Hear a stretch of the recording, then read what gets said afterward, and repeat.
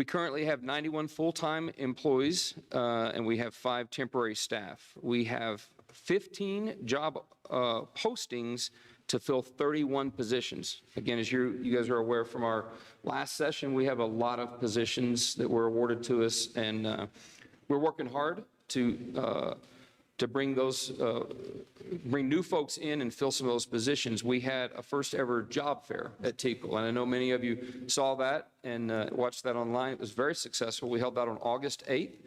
We had a total of 58 attendees. 52% were online, 48 in person. For more of a breakdown, I can give you those numbers and answer questions about it. We had a number of those people travel in and apply. Some of them are in the hiring process as well. So it was a great success. Yeah. And not to interrupt you, but I want to congratulate you and the team on that. I think that we are seeing interest across the state in people wanting to come to work for TCOLE. I think that's incredibly excited, but I think it's also a testament to really the team elevating the professionalism of the agency and the culture that you all are creating. People are wanting, people are interested in coming to work for TCOLE.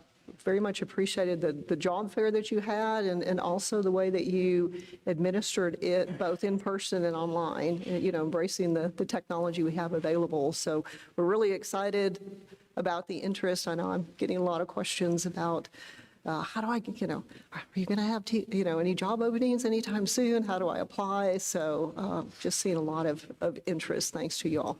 And let me pass that on a little bit. I didn't come up with that idea.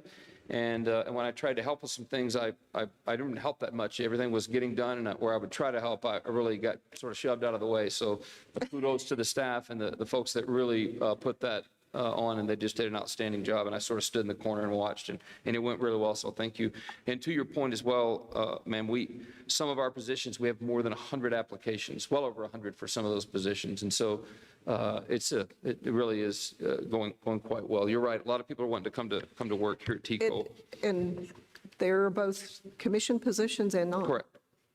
That is correct. The next item I'll discuss really quick, I did send out an email with a new organizational chart, and all of you all got that. You got an email with it, so I won't belabor some of those points. The one thing that I want to point out for the folks that are attending here from the public and those online, what that essentially amounts to, I looked at how other post agencies across the country are organized and some other state agencies, and then some of the things that I know that TCOLE has had trouble in the past.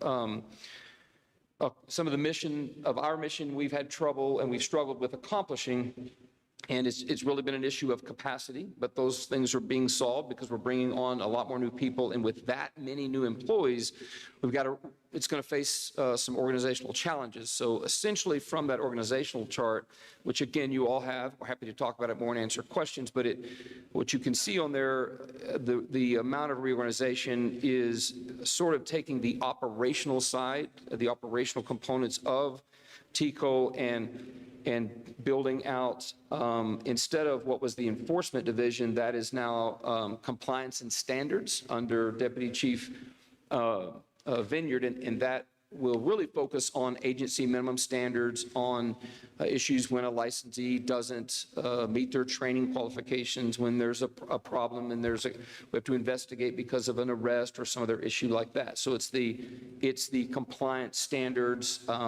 side of the house, and in that is still enforcement, as well as now our field service agents that go out and do inspections with agencies. And those, as we move forward with all of the sunset implementation, and those agency audits take on new things for agency minimum standards, that's moved over there. New, actually, is standing up a side of the house that focuses on essentially the academies. And that name change is now credentialing and education. And licensing and education. It's all new. Licensing and education, and that's under Deputy Chief Grissom. It's where his strengths really lie. Spent a lot of time in academies. All of his folks are very skilled at that.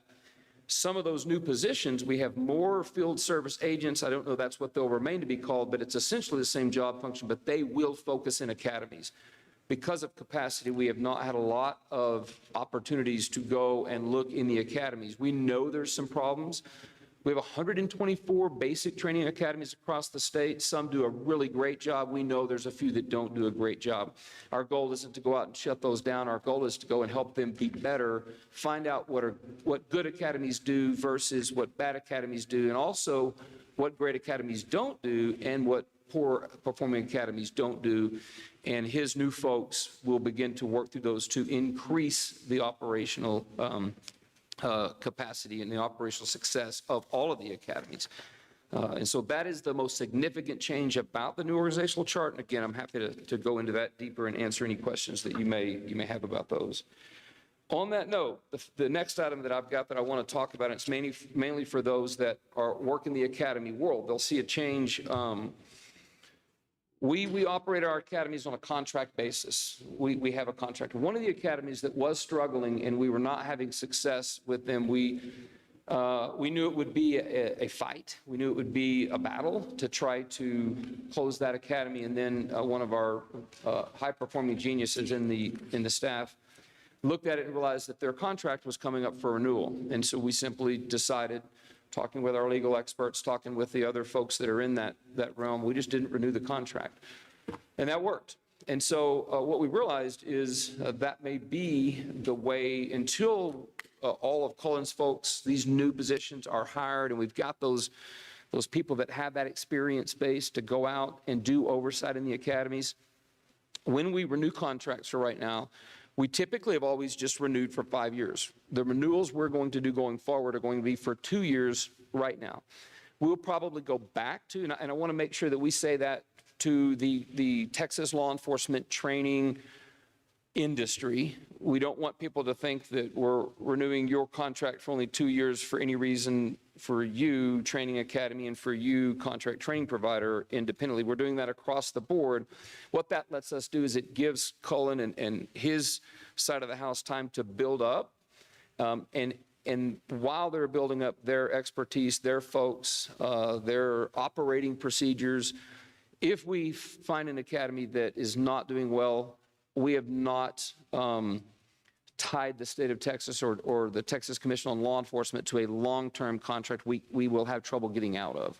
We're only in it for 2 years, and that lets us begin to work with that academy and improve what they're doing and help them be more successful so we can get everybody back onto 5-year renewals. It lets us have that shorter time frame. I think that's going to work really well. That's in our collective conversations, we all agree that's a great path forward. So I don't want any of our training academies to worry, hey, why did you only renew us for 2 years? We're doing that with everybody, and once Cullen's new unit is up and running, we'll push back out to 5-year contracts like we've done historically. How are we communicating that to the? We're starting right now today. This is how, and then when we get to our conference, we're messaging. Gretchen and her team are already creating that messaging, and when we get to the conference, the TCOLE training conference, we will have a huge messaging piece. And one of the things I always cover is our outreach. We are beginning to socialize that out across the state to training academies and to, obviously, the agencies that have their own academy. I think all 3 of our agencies here, they have their own academy. And so right now, I want to make sure they know. I don't know if any of our agency academies have a contract coming up pretty soon, but so they'll know if their renewal is up next year, we'll do a 2-year renewal. It's not because of anything they're doing or not doing, is what we're doing for the interim time until we get this unit stood up. Yes, mine's actually coming up like in 2 weeks or so. So I've already gotten the notification. So I asked from a standpoint of our academy, the fee. We're doing 2 years now. Is the fee going to be for 5 years, or now the fee that we're paying for that, is it going to be a 2-year fee? Because the process is the same. Correct. Fee would be the same in the process, because the process remains the same. I think once we get stood up, we'll look at where we may simply just we may extend contracts, and then that would alleviate some of those concerns for things like Okay, that. thank you. Exactly. I know it's something for me, but I know there's probably folks watching that are like, oh, so I'm going to have to pay this fee every 2 years now instead of 5 years, so. And so to your point, that's a great question, Commissioner Atkins. We recognize that, and I want everyone to know that we're not going to a 2-year renewal. We're using that as a tool right now to make sure, because right now we don't know what we don't know. We know there's some problems out there, but we don't know that because we don't have the capacity to know it, but we're building that capacity. And once we get our hands wrapped around that, the quicker we can go back to the 5-year contracts. Okay, thank you. Yes, ma'am. And then finally, I want to, from our workshop yesterday, I want to quickly announce that we did discuss, and y'all gave us the go-ahead to stand up 2 new advisory committees. One to begin to proactively address problems and issues, mainly in consistency as well as shortcomings in training for motor vehicle stop data, the collection of that and the reporting of that to TCOLE and governing bodies for agencies, or the racial profiling report. There's been legislation that was filed in this last session. It didn't make it through. We know that there will probably be legislation filed in the next upcoming legislative session in 2027. We want TCOLE to be proactive in being able to answer questions that we see some of the issues and problems. We want to work proactively to solve some of those problems across the state and answer some of what I know from practitioners, chiefs, sheriffs, constables, and labor organizations to fix some of those inconsistencies, do better training. We'll sit in an advisory committee, and we will start posting out applications for that as soon as we all get back to work next week in Austin. And then another advisory committee that you all gave us the go-ahead to set up is an advisory committee to recommend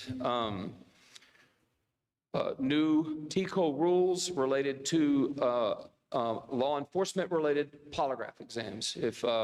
And for the good of the folks in the room and for those that watch now or later, several years ago, polygraphs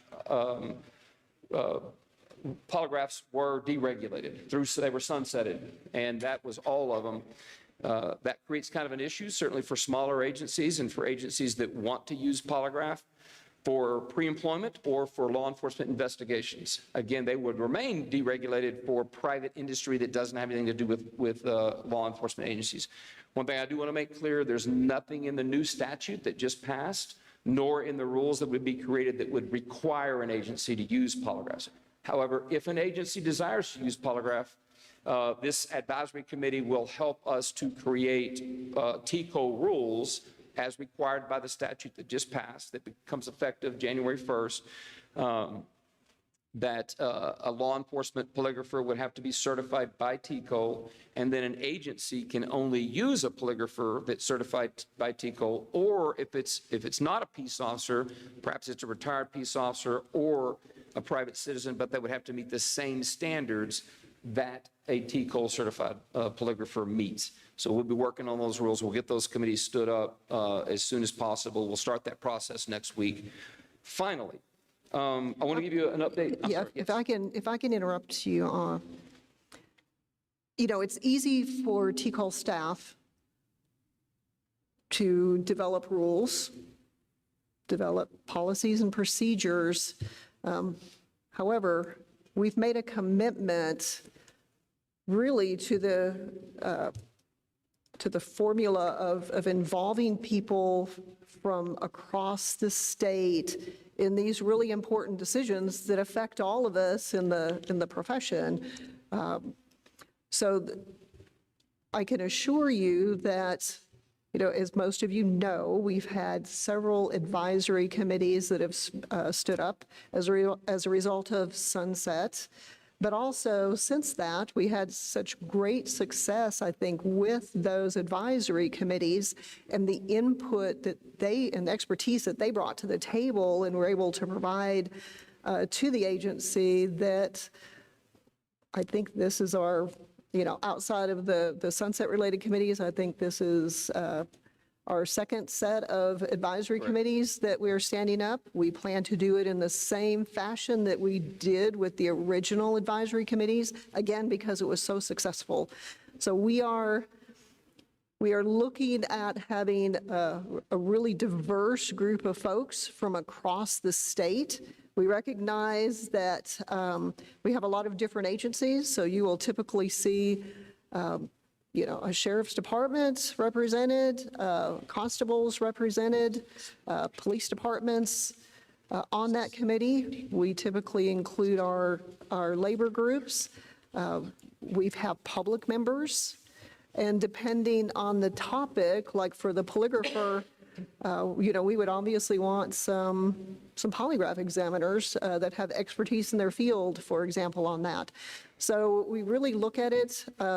We try to pull people from across the state, from different types of agencies, from different size agencies, different ranks throughout the agencies. So we try to get a really good, diverse cross-section of people that come to the table. So as the executive director said, very shortly there will be announcements on the TCOLE website. If you do have an interest in either you yourself being on the committee, or you would like someone within your department represented, please take the opportunity to use your voice and to use your expertise and make application for these two subcommittees.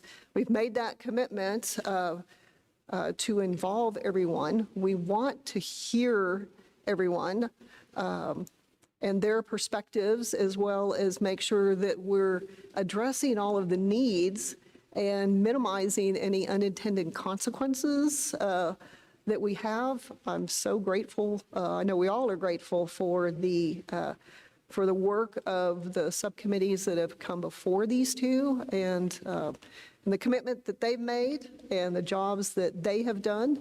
And we're looking forward to continuing with this model of involving people from across the state, involving you and your expertise and your knowledge. And, we just want to make sure that we give people a voice and a chance to contribute and to make a difference. So. Absolutely. Thank you, ma'am. And then finally, I want to just give a very quick alert update. Senate Bill 1852 out of the 88th legislative session had several requirements. One was that every peace officer state of Texas must have 16 hours of alert training every 2 years. Another facet of that I learned very quickly after I came on board is that it was the intent of the senator that authored that bill that every single peace officer in the state of Texas shall have alert level 1 training, the 3311 class or one that counts towards that. And originally it was going to be by the end of the training cycle for that just ended on August 31st. There were tens of thousands of officers that did not yet have that, and that was going to be untenable. And so I want to quickly say thanks to the Texas Police Chiefs Association, to the Sheriff's Association of Texas, also to some of the labor groups, a lot of organizations that met with the senator, that we had some great conversations, helped him understand what those numbers were, did some math, looked at a calendar, and we had the agreement that we would, that goal would extend out. Every Texas peace officer must have 3311 alert level 1 training by August 31st of 2027. But nonetheless, that we would make a push and do everything possible to get as many through as possible by the end of this training cycle. And I have some of those numbers. And again, we started with tens of thousands and that were not compliant, did not have that. Again, I want to say thanks to the Texas Department of Public Safety and to Alert for standing up classes across the state. Several agencies, small agencies, constables' offices, sheriff's offices, municipalities that opened their training academies, that opened their doors, and I can't say enough about Texas law enforcement coming together. And one of the things I've said as I've traveled the state, all these new requirements, the sunset requirements, all those things, TCOLE we will not succeed ourselves running around the state trying to coercively get everything done and in compliance through do this or else from that standpoint. We will only succeed at all of these things in a partnership with Texas law enforcement. And that partnership has really been amazing. As of Friday, August 29th, we were down to only 5,797. So about 5,800 is all appointed peace officers who have not completed 3311. That's remarkable work. We'll get those done in the next 2 years. We will get those folks through. There are 6,655 unappointed peace officers.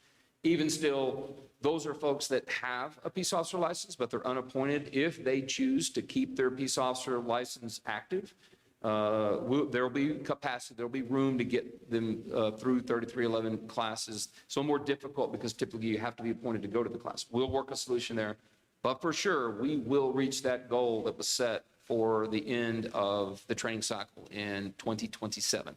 I just wanted to point that out to you all, that that goal was set. It seemed almost unachievable. But we are going to achieve it, no doubt. We're going to get that achieved, and we almost got it done by the original time frame, but we knew that was almost going to be untenable. That's my report. I have any information or any questions you may have, I am ready to take those. And for those of you in the room that contributed to that success, thank you so much. It has been exciting to see people come together, co-teach, co-sponsor, co-host classes, work together to get as many people into those classes. I know that there's different challenges for some of the small agencies to make that happen, but there's also some pretty significant challenges in our largest agencies to make that happen also. So it's been exciting to, like you said, Texas law enforcement to come together. And real quick, ma'am, I'm sorry I misspoke. I do have one more thing to put out, some data points that a couple of the commissioners did ask about. And it's related to implementation of sunset in terms of opening new law enforcement agencies or standing up new law enforcement agencies. And as we have now passed the September 1st, that's a key date when the new minimum standards rule takes effect. It is in effect right now. During the calendar year of 2024, we opened 44 new law enforcement agencies. So far, year to date in 2025, we've only opened 8.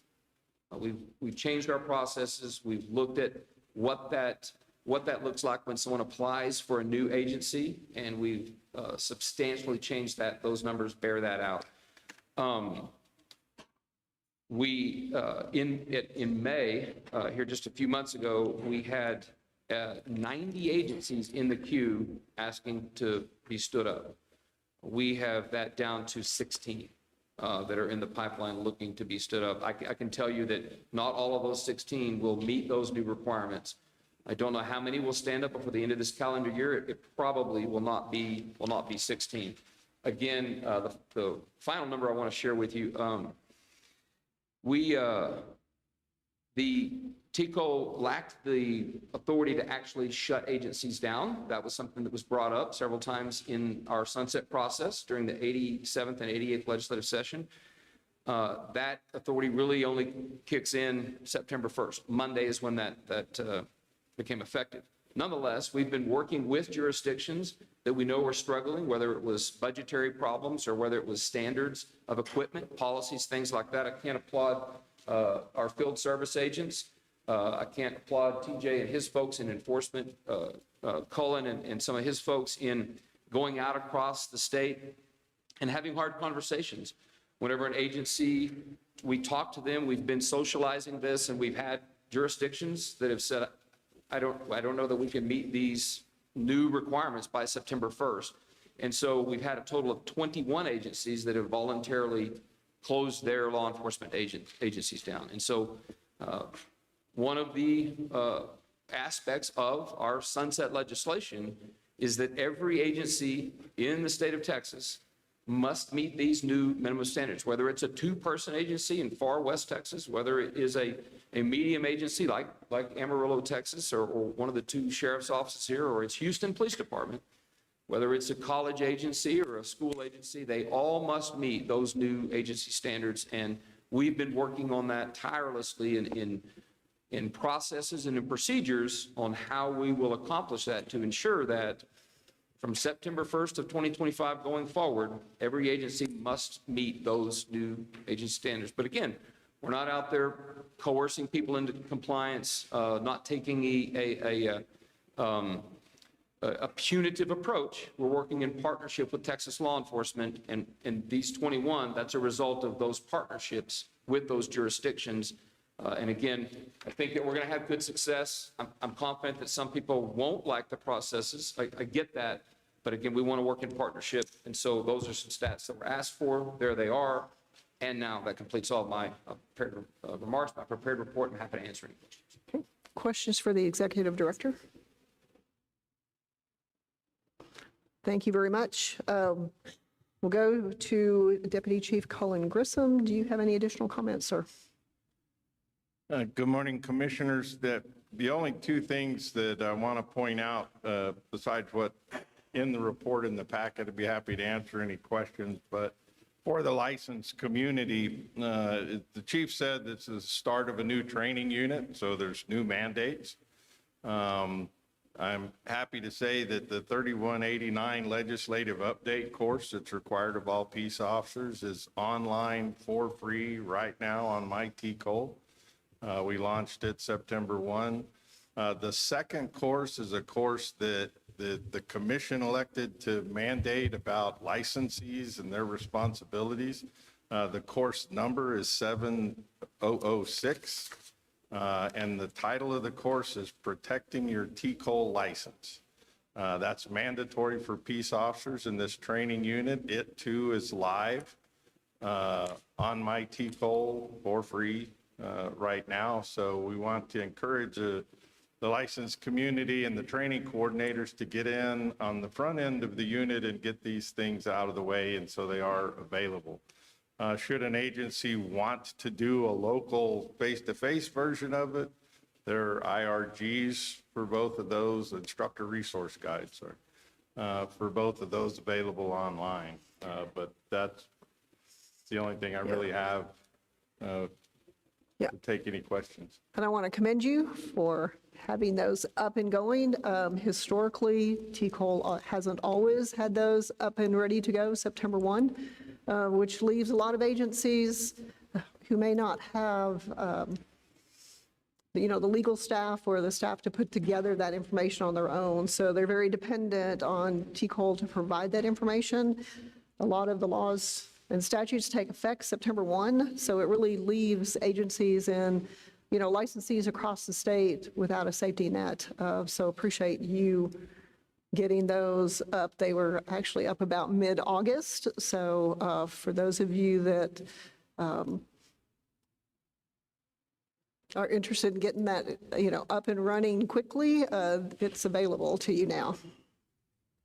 Thank you. Any questions or comments? I'd like to ask you, the Protecting Your TCOLE license, you beta tested July 7th through 11th. How many people participated? What was the feedback on that? The feedback was positive. It did result in some revision, that's why you beta test things. I don't have hard numbers for you, Commissioner. I can certainly get those. Was it just from some of the conferences I've gone to, a lot of smaller agencies are like, I don't really care. Were there small agencies involved in that? Yes. Okay. Normally we beta test with 20 to 25, and we reach out to, we send it back to the SMEs that helped us build it. That's generally part of our beta testing, but then we try and get a cross-section of agencies, both type and size. Thank you. And do we know if that course is going to be part of any sheriff's training or constable training or the chief's training? Is that going to be incorporated into the? No, ma'am, it will not be part of that training because both of those, LEMIT has already built both of those things. The chief and I and other TCOLE staff will certainly talk about some of the content because we do present in both constables and chiefs training. So a lot of it will be covered but we tend to work more towards those things that a chief administrator, has to do in an agency. So we'll cover some, but it would not be in its entirety. Okay, and I'm going to ask a question that I know that we will be asked quite a bit. Is that going to be required, for example, police chiefs have certain training mandated? Is that going to be mandated for chief administrators in addition to the LEMIT courses? Or do we just need to strongly encourage chief administrators to attend the classes? Statutorily, it would not be required, but we highly recommend that the chief administrators consume what their troops are consuming. Thank you. Any other questions or comments? Thank you very much, sir. We'll move on to Director Jessica Caprero for our IT report. Good morning, Commissioners. I have one item. I wanted to give an update on Target 100. As of Tuesday, we had 1,044 licensees that still needed training. That is overall 99% of the total licensed population, and we expect that number to continue to drop between now and October 1st. In perspective, with the last training cycle, we ended with 1,700 cases, so given that we're already at 1,000, we're way ahead of last cycle. That's a extremely great outcome. So for those that are attending in the audience or online, a couple of reminders. There are 30 days to report rosters, so we do not run our final numbers until the first week of October so that we can continue to receive those rosters. If the training that you completed before August 31st isn't showing up yet, give it those 30 days to show up on your training record. Also, for agencies that are planning on F5ing or separating licensees, please make sure that you do date that separation for August 31st, not September 1st. That's something we're seeing a lot of that changes the outcome. Sorry about that. The remainder of my notebook is available, the remainder of my report is available in your notebook, so if you have any questions, I am happy to answer them. I want to thank the agencies for the work that you did to make this happen, but I especially want to thank Director you and Jessica and the entire team. I thought that the lengths that you went to help people be compliant with this was, I mean, you all knocked it out of the park on that. You were available evenings, weekends, you had dedicated staff that stayed over or came in to be available to help people be compliant with the training. So thank you for all of the great work that you did in doing that. And Jessica, thank you for all the work again that you and the team are doing on the data. One of the things in our strategic plan is that we're committed to making more data-driven decisions with the funding that we received from the legislature, which we're incredibly grateful for. The past couple of sessions, we have been able to really up our game in the IT arena, which has allowed us to really capture a lot more data and information. We have analysts now that can analyze that information, so it puts us in a position where we're able to make a lot better decisions, I think, and our decisions are backed by the data that you all are collecting. So appreciate all the hard work. That doesn't just happen. You all have just done a great job with that, so thank you.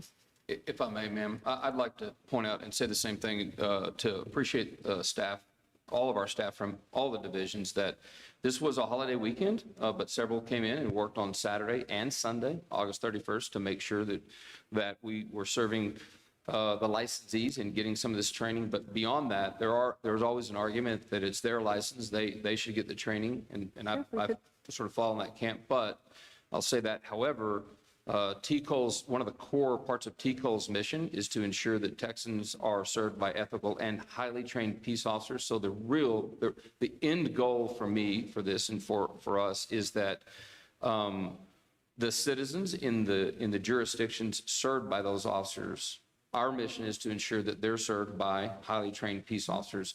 So that's really what that's about, is to make sure that by August 31st, every citizen in every jurisdiction, all 254 counties, every one of our cities and towns, the school districts, whatever it is, that the officers that go and take calls and respond to crimes, things like that, have the training they're supposed to have. That's worth it to us, and I can't say enough how much I appreciate all of the directors and all of our staff, many of who came in and worked on a holiday weekend to ensure that we got to these kinds of numbers. They did an outstanding job. Yeah, no, absolutely. And just a reminder for all of us in the room that are either licensees or agency heads, if you recall, a short 5 years ago, TCOLE did not have the capacity to send out batch emails.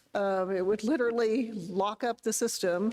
I forgot now how many days it would have taken to just send out email, and that would have locked up the entire system. So again, thanks to legislative support that we've enjoyed, we're trying to leverage we're trying to be good stewards of the funding that we've received and really leverage that technology to better connect and communicate with licensees and agency heads and our training providers.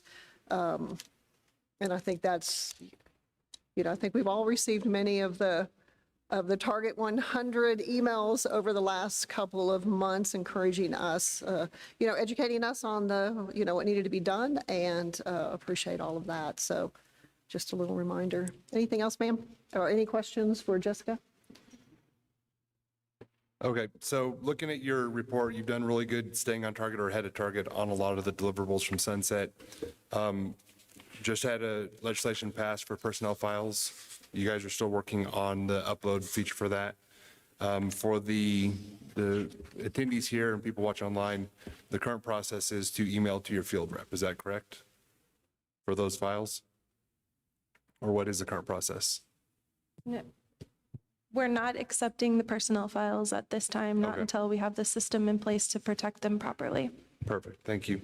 And the other question I had was, out of the 1% remaining, how many of those you think are caught up in the delay of upload versus just not compliant? A lot of them. It would be purely speculation to try to guess at a number right now, because we are still getting waivers, we're still getting F5s, we're still getting rosters, but I expect that number will definitely go into the 3 digits. Yeah, I can only guess.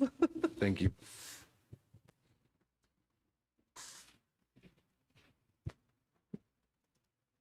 Okay. And I just have one more comment. I love the explanations on the reports. You did a great job of identifying, anomalies, or I think you were right on point to the questions that we would have. So it was great, because I'd look at a data set and I'd be like, instantly have a question, and then there was the answer to the question. So appreciate that. And I'm going to ask you, Jessica, at the break or sometime after the meeting, if you'll get with me, I do have something I have a connection for you. So anyway. We'll next go on to compliance and standards report from Deputy Chief Vineyard.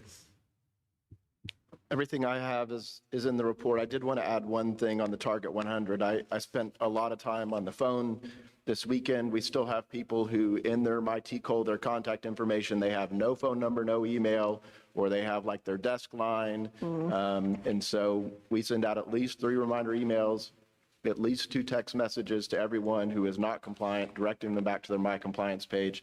But that's only successful if we have up-to-date contact information. So everyone should always be aware of that. Keep that updated. It allows us to communicate with you if you're falling out of compliance. And then I'm available if there's any questions about my report. I'm not sure whether this is a Jessica Cullen or TJ compliment or a combo.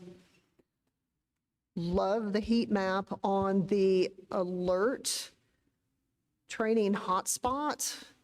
I thought that was brilliant and also brilliant to share that, but I also need to compliment the Sheriff's Association, the constables, and the TPCA on coming together and using that information and the data so that we are where we're at with the alert training. So I just thought it was I'd never seen a heat map used like that. I thought it was brilliant and great job.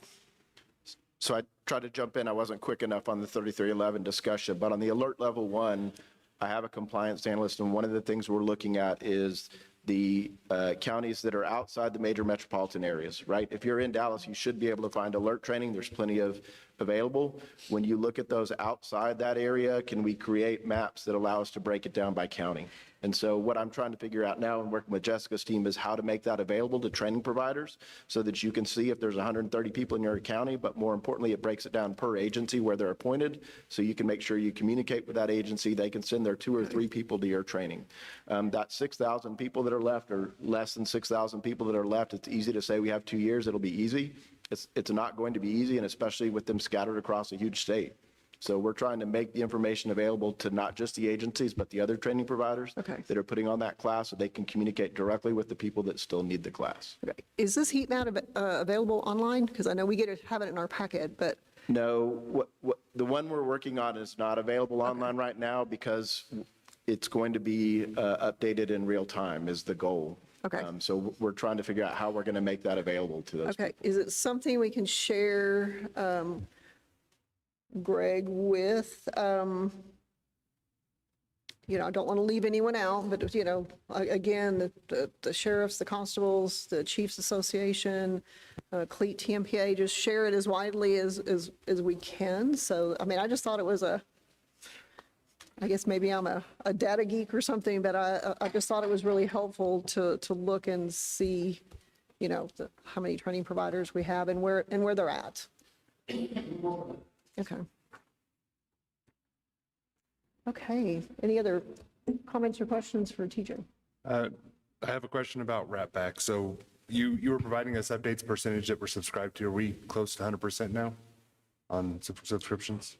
I think the percentage is very close to where it was last meeting. I think we're still in the mid-90s range. We'll never get to 100%, but one of the things that one of the uncaptured groups, if you will, was people who've been licensed and appointed with one agency so long that they just were never entered into the system.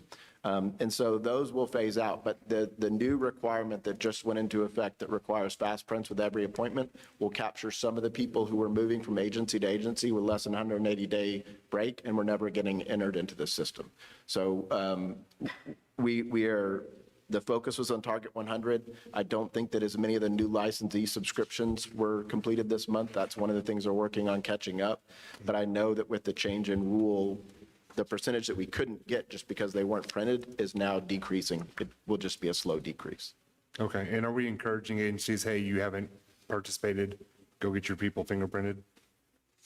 As far as like a very large agency that has a small percentage of people that aren't fingerprinted, I don't know that I have had that conversation with some. What we have seen is in a few agencies where we've had appointment of prohibited persons, that we've recommended that they go back and self-audit. So one of the 10 largest agencies in the state I know recently did that. And in the process, they did that. That we helped guide them through where the mistakes could have occurred and how to resolve those, and they've done that themselves. As far as an effort across the state to get agencies to go back and fingerprint everybody, we haven't. But I could look at like what the gross number of those people are and then where they're scattered and see if there's 10 agencies we could focus on, or if that's something that we need to do as a broad message. Well, and the same thing for the one-man offices that are getting elected that should be taking these courses and know that.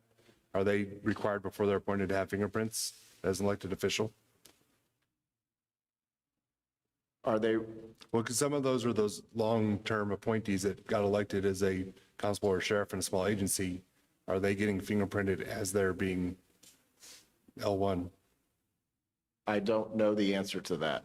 It's probably a small, very small percentage. It is a very small percentage, and most of them, again, now because they're required to be licensed, have been appointed and fingerprinted before. But I guess there is the potential that there could be someone in their first appointment who was not. Okay, thank you. Any other questions for TJ? Okay, we'll move on to Director Grigsby and our Government and External Relations Report. Good morning, Commissioners. I have really only two updates. One is that the second called session of the 89th Texas Legislature adjourned sine die while you were sleeping. And so that is the end of the second special session. The one bill that we were following, which is the bill that defines department files in 1701, that did not quite make it across the finish line, so that will not go into effect at this time. I won't speculate as to whether the governor will call another special session or not, or if that will be something that will potentially be addressed in the next regular session. But that's where we are on that. And then the other thing is a reminder that our annual training conference is in McAllen, Texas on September 23rd through 25th. As of right now, we have 1,100 attendees registered, which is excellent. Last year, we had right about 1,000 people attend. And so we're getting great response there, and we've got 84 exhibitors signed up. So we look forward to seeing those of you who will be joining us in McAllen. And I'm happy to answer any other questions you may have. Fantastic, and I think that, again, it's a part of the commitment that we've made to you all to hold the conferences throughout different parts of the state. Obviously, we can probably expect an announcement on the 27, 28 conferences shortly, probably looking at maybe yeah, soon, but it would not be unusual to have, a couple of year commitments. So, and again, we've been in Corpus for several years. We've been in McAllen now for a couple of years, and we will be somewhere new for at least the 27 and maybe one or two after that. So the only comment I have for you, Gretchen, is I really like the bill analysis. That was really helpful. So thank you. Any other comments or questions? I just have one question on a House bill that I didn't see on here, but maybe you can just shed a little light on House Bill 35. Well, you know what I'm talking about. You're nodding your head. I do, yes. So that bill originally did include some changes to the existing Texas Law Enforcement Peer Network. It was changed throughout the process where now it does establish a first responder peer network for fire and EMS that will be housed at TEACS. So, That was my question. excuse me, not TEACS, it's TDAM. I'm going to have to refresh my memory on that, but somewhere within the A&M system. Okay, That is. that not was my ours. question is, Yes. and then after that, where is it housed? Where is it being administered? And then are we having discussions with wherever it is in A&M, since it is another peer network, seems to be like something that's going to be set up similarly to our peer-to-peer support network? Sure. So we haven't had a lot of conversations on that. We've offered support wherever we can. One update I didn't mention is that we are in the process of renewing the contract for the Texas Law Enforcement Peer Network at UNT Dallas. They've done great work with that. And so we're happy to provide whatever assistance we can and need to. It is TDEM, the Texas Division of Emergency Management, will be overseeing the first responder peer network. So whatever assistance we can provide, we certainly will. We've got quite a few lessons learned there, but they also have a robust system that they can leverage as they stand up that peer network as well. Yeah, a compliment to that from some area firefighters is that they were very aware of the law enforcement peer network. And both fire and EMS folks were very excited to have the same or similar services available to them. So, but I thought it was really neat that they were aware of the law enforcement peer network, and obviously it was in a very positive light. So, That's great. any other comments or questions for Jessica? Okay. And last but not least, we will go to our Finance and Personnel Director, Brian Roth. Good morning, Commissioners. Beyond the financial report in your packets, I just wanted to quickly mention that a few days ago, on August 31st, was the end of our 2025 budget year. We ended the year strong and in the black without excess liabilities. We have since turned our attention to the new fiscal year, spinning up all those great endeavors that the Executive Director mentioned in his report. With that, I'd be happy to answer any questions you may have. Brian, we're adding a lot of staff. What are the plans for space? We have two separate requests going on. We've got a request to increase the amount of space in our current office. We're trying to get some more room on the first floor. That way it would be easy access in case we needed to do some training. We wouldn't have to send people upstairs. And we're also doing a separate track with a state-owned building that they're constructing in Pflugerville, which is northeast of Austin. So we've got two things going on. In the meantime, we're trying to get that space, and then, of course, we'd probably move to the new building once it's fully constructed. Excellent. Any questions, comments? Okay, we'll move to agenda item number 6, which is to receive an update and take action if necessary on the internal audit that's been conducted by Waiver and Associates. And I understand, I don't know, Brian, if you have any comments? Commissioners, with your permission, I'd like to bring up Daniel Graves, partner with Waiver and Associates for the internal audit section. Well, thank you, sir, for traveling to Amarillo and for being here. If you'll state your name for the record and then proceed with your report, that would be great. Yes, I'm Daniel Graves. I am a partner with Waiver and Tidwell LLP, who is the outsourced internal auditor under the SAO audit delegation. Happy to be up here in Amarillo. This is home to me. I grew up in the Texas Panhandle, so it's kind of nice getting back up here. I do have quite a few items to present to you today, but I was asked to kind of keep it short, so I'm going to move through things kind of quickly, but we'll hopefully have time for questions at the end. And so good news is we finished our internal audit plan for fiscal year 2025.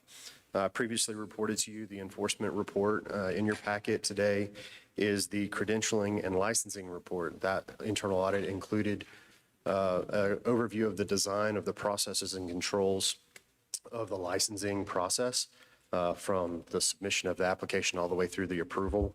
That report received a strong rating. So as a quick reminder, we have 3 ratings: strong, satisfactory, and unsatisfactory. And so this received the highest rating that we give. We did have 3 findings. One was moderate, risk rated, and the other 2 low. And it really centered around having a secondary review of one of the pieces of the process, as well as documenting some SOPs and then implementing a biannual review for the update of forms on the applications. And so that, with that, that is the completion of all the internal audits that we had. We also had 1 item for, well, 2 items. One was the risk assessment. We performed our annual risk assessment under the Texas Internal Audit Act and the internal audit standards. You received that. It's the bright colored document with lots of X's and colors on it in your packet. That is just for your information. So we sat down with all of senior management and walked through each one of these. It's a holistic risk assessment that we guided management through that looked at and assessed the probability and impact of risk as it relates to the significant operational activities of the agency. So we tried to look at everything that the agency does grouped under one of those categories, assess probability and impact. And the reason for that is we then look at a risk rank from high to low of all those processes and use that to come up with our multi-year internal audit plan, which is where I'd like to just review that with you. We gave you 3 years in your packet. The reason we did that is we wanted to demonstrate to you that we have a methodical approach to internal audit over multiple years. We all have our budget, and so within our budget, we can only do certain pieces of examination of internal audits. And the only thing I'm asking for approval today is the fiscal year 2026 plan. We will revisit this every year and re-present to you the subsequent years, but we wanted to show you the planned outlook of all 3 years in a significant manner so that you could see why we're doing what we're doing in a planned and methodical way. That is one of the items I'm asking for your approval today is the fiscal year 2026 plan. And then the last item in your packet that I have is our annual internal audit report. So this report is required by the Texas Internal Audit Act. The format and contents of it are prescribed to us by the state auditor's office, so I don't get to choose what's in there. I just report back what they ask us to. And so there's 7 sections to it. It's pretty simple. Most of the sections are just disclosures on compliance. Section 1 is a disclosure on compliance with the Texas Internal Audit Act. Section 2 is an overview of our internal audit plan for fiscal year 2025 and what we completed or did not complete. Everything was completed. Section 3 is a disclosure on any non-audit services. So if we did any internal audit consulting, that would be disclosed in Section 3. We did none this year. Section 4 is any external audit services procured in fiscal 25. There were none, so that's again another disclosure. Section 5 is the report, the audit of your auditor. That's our quality control report. We're subject to a peer review every 3 years, and so that's our firm's most recent report. You'll note in the last paragraph, the last sentence, we received the highest rating of pass by our peer review. Section 6 is our internal audit plan, which I am asking you to approve. So if you don't approve that, I'm going to have to change both reports. But that is a disclosure of what our plan is for fiscal year 2026. And then Section 7 is a disclosure on how the agency handles fraud, waste, and abuse reporting. And so those 2 items are fiscal year 26 and our fiscal year 2025 internal audit report is what I'm asking for approval today.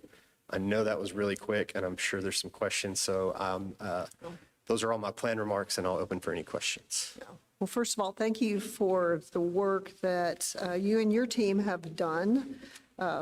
Thank you, Brian, for, I know, the assistance that you and the team have provided, but appreciate the thoroughness and the professionalism of the information. So do we have any questions for either Mr. Weaver, Director Roth, or Executive Director Stevens? I'll ask the question. On the 2026 plan, so looking at the 3-year plans, what drove you to choose this order? The order is from a risk-based perspective. We wanted to do 2 things, have a measured approach to all areas. And so while there are multiple areas in a risk assessment, our risk assessment is from an inherent basis. So that's to say, if the agency didn't have any processes or procedures to keep themselves in check, where would the risks most lie? That way, then we can go audit what those procedures are to give you and management comfort that they are in place and operating. So we wanted to look at the areas.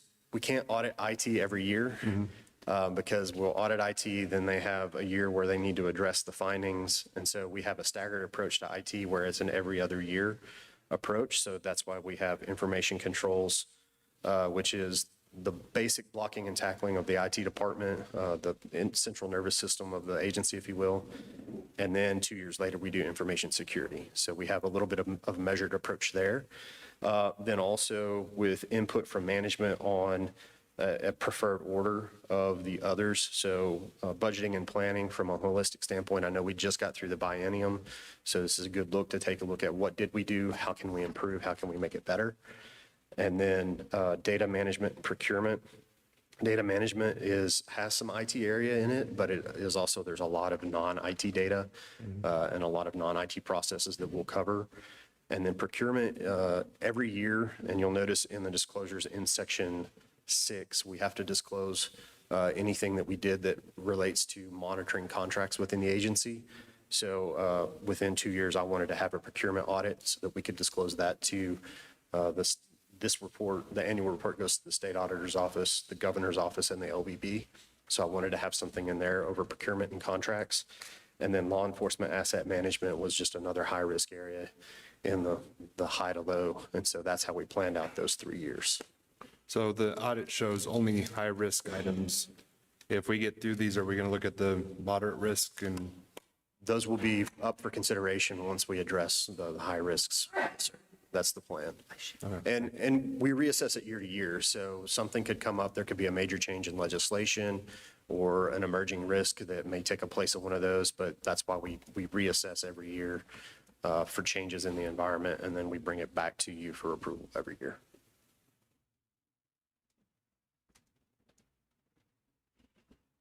Any other comments or questions? Do we have a motion? Oh, I'm sorry, Gene. So on the motion, can we separate them so we approve the audit report separate from the plan for next year? Sure. Would that, I mean, I think that would probably be cleaner in our, if you're okay with that. Yeah, absolutely. So I'll make a motion, we accept the audit report from 2025 as presented. Second. We have a motion and a second. All those in favor say aye. Aye. Any opposed, same sign. Motion carries. Do we have a second? And I'll make a motion for the second as well to accept the plan for 2026 as presented. Second. We have a motion and a second. All those in favor say aye. Aye. Any opposed, same sign. Motion carries. Thank you very much. We look Thank you forward very to it. much. And again, appreciate you being here. Thank you.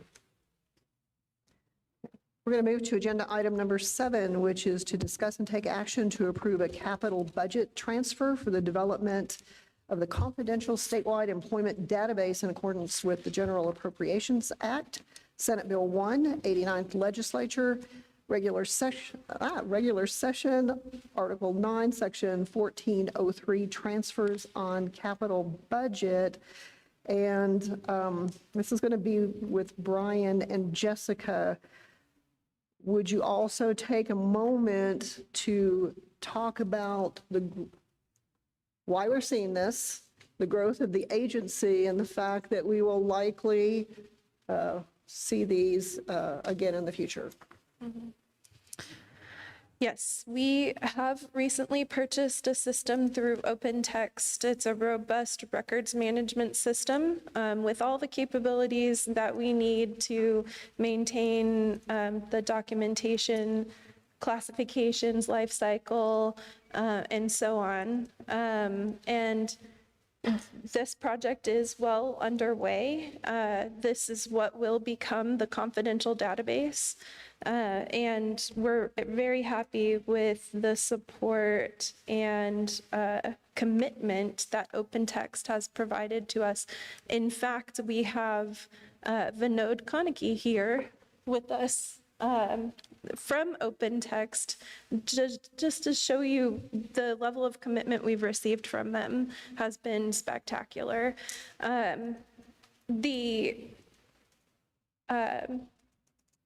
The request that we're making today is to ask that you approve our request to basically, essentially, we're shifting funds from one account to another in order to pay, and I'll let Brian go into that in a little bit more detail, but this is something that we haven't really come to you to ask before because we have had very limited budget in the past, but with our new resources, our new funding, we are starting to make these bigger projects happen. So this is something you may see again. This is a common practice with state government, but we just haven't had enough resources in the past to come to you with this kind of request before. So I'll let Brian talk more about the budget side.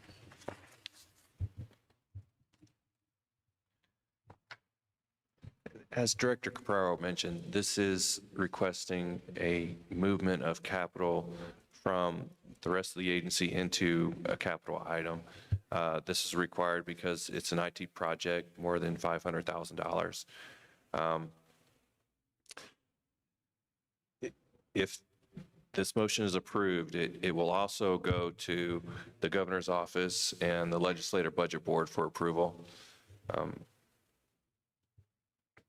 What we're asking is, we're not sure on the total dollar amount that we'll need, so we're asking for a range up to $800,000 a year to accomplish that. I don't think we'll need it.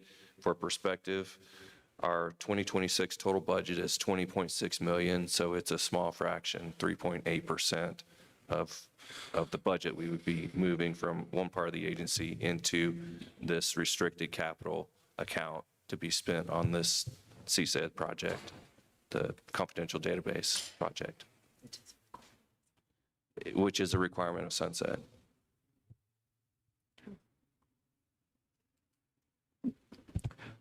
Sorry if I missed this, but where did the budget estimates come from? And, was there a survey of like what, to come up with these numbers in this range of $500,000, $800,000? The threshold for capital items is laid out in the General Appropriations Act. It depends on what it's purchasing, like construction, roads, buildings, that sort of thing. I mean our estimate of how much this project would cost. That's what I'm getting at. I can speak to that. When we completed our fiscal note for the Sunset bill, we estimated based on storage, but at the time, we were also going through the procurement of our TCOLE system, and so we have discovered a lot of limitations with that legacy database. We spent time modernizing the infrastructure, and have discovered that we are going to need more funding than we originally estimated in our fiscal note. And then going forward from year to year, is this amount kind of an initial cost to get this going? But I imagine there'll be future storage costs with the new information and. That's the total cost, The total cost. For annually. Okay, thank you. And what that affords us as well is a FedRAMP environment to a production and non-production environment that's managed by OpenText, who takes privacy and security very seriously.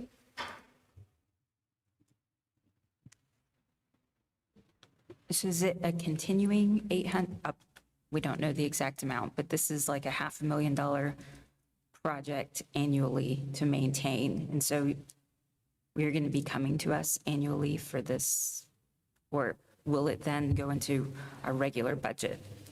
Our request today is for the 2-year biennium, the 26-27 biennium. Right. And it's our plan to work this as an exceptional item in the next session, so we wouldn't need to do that. Okay.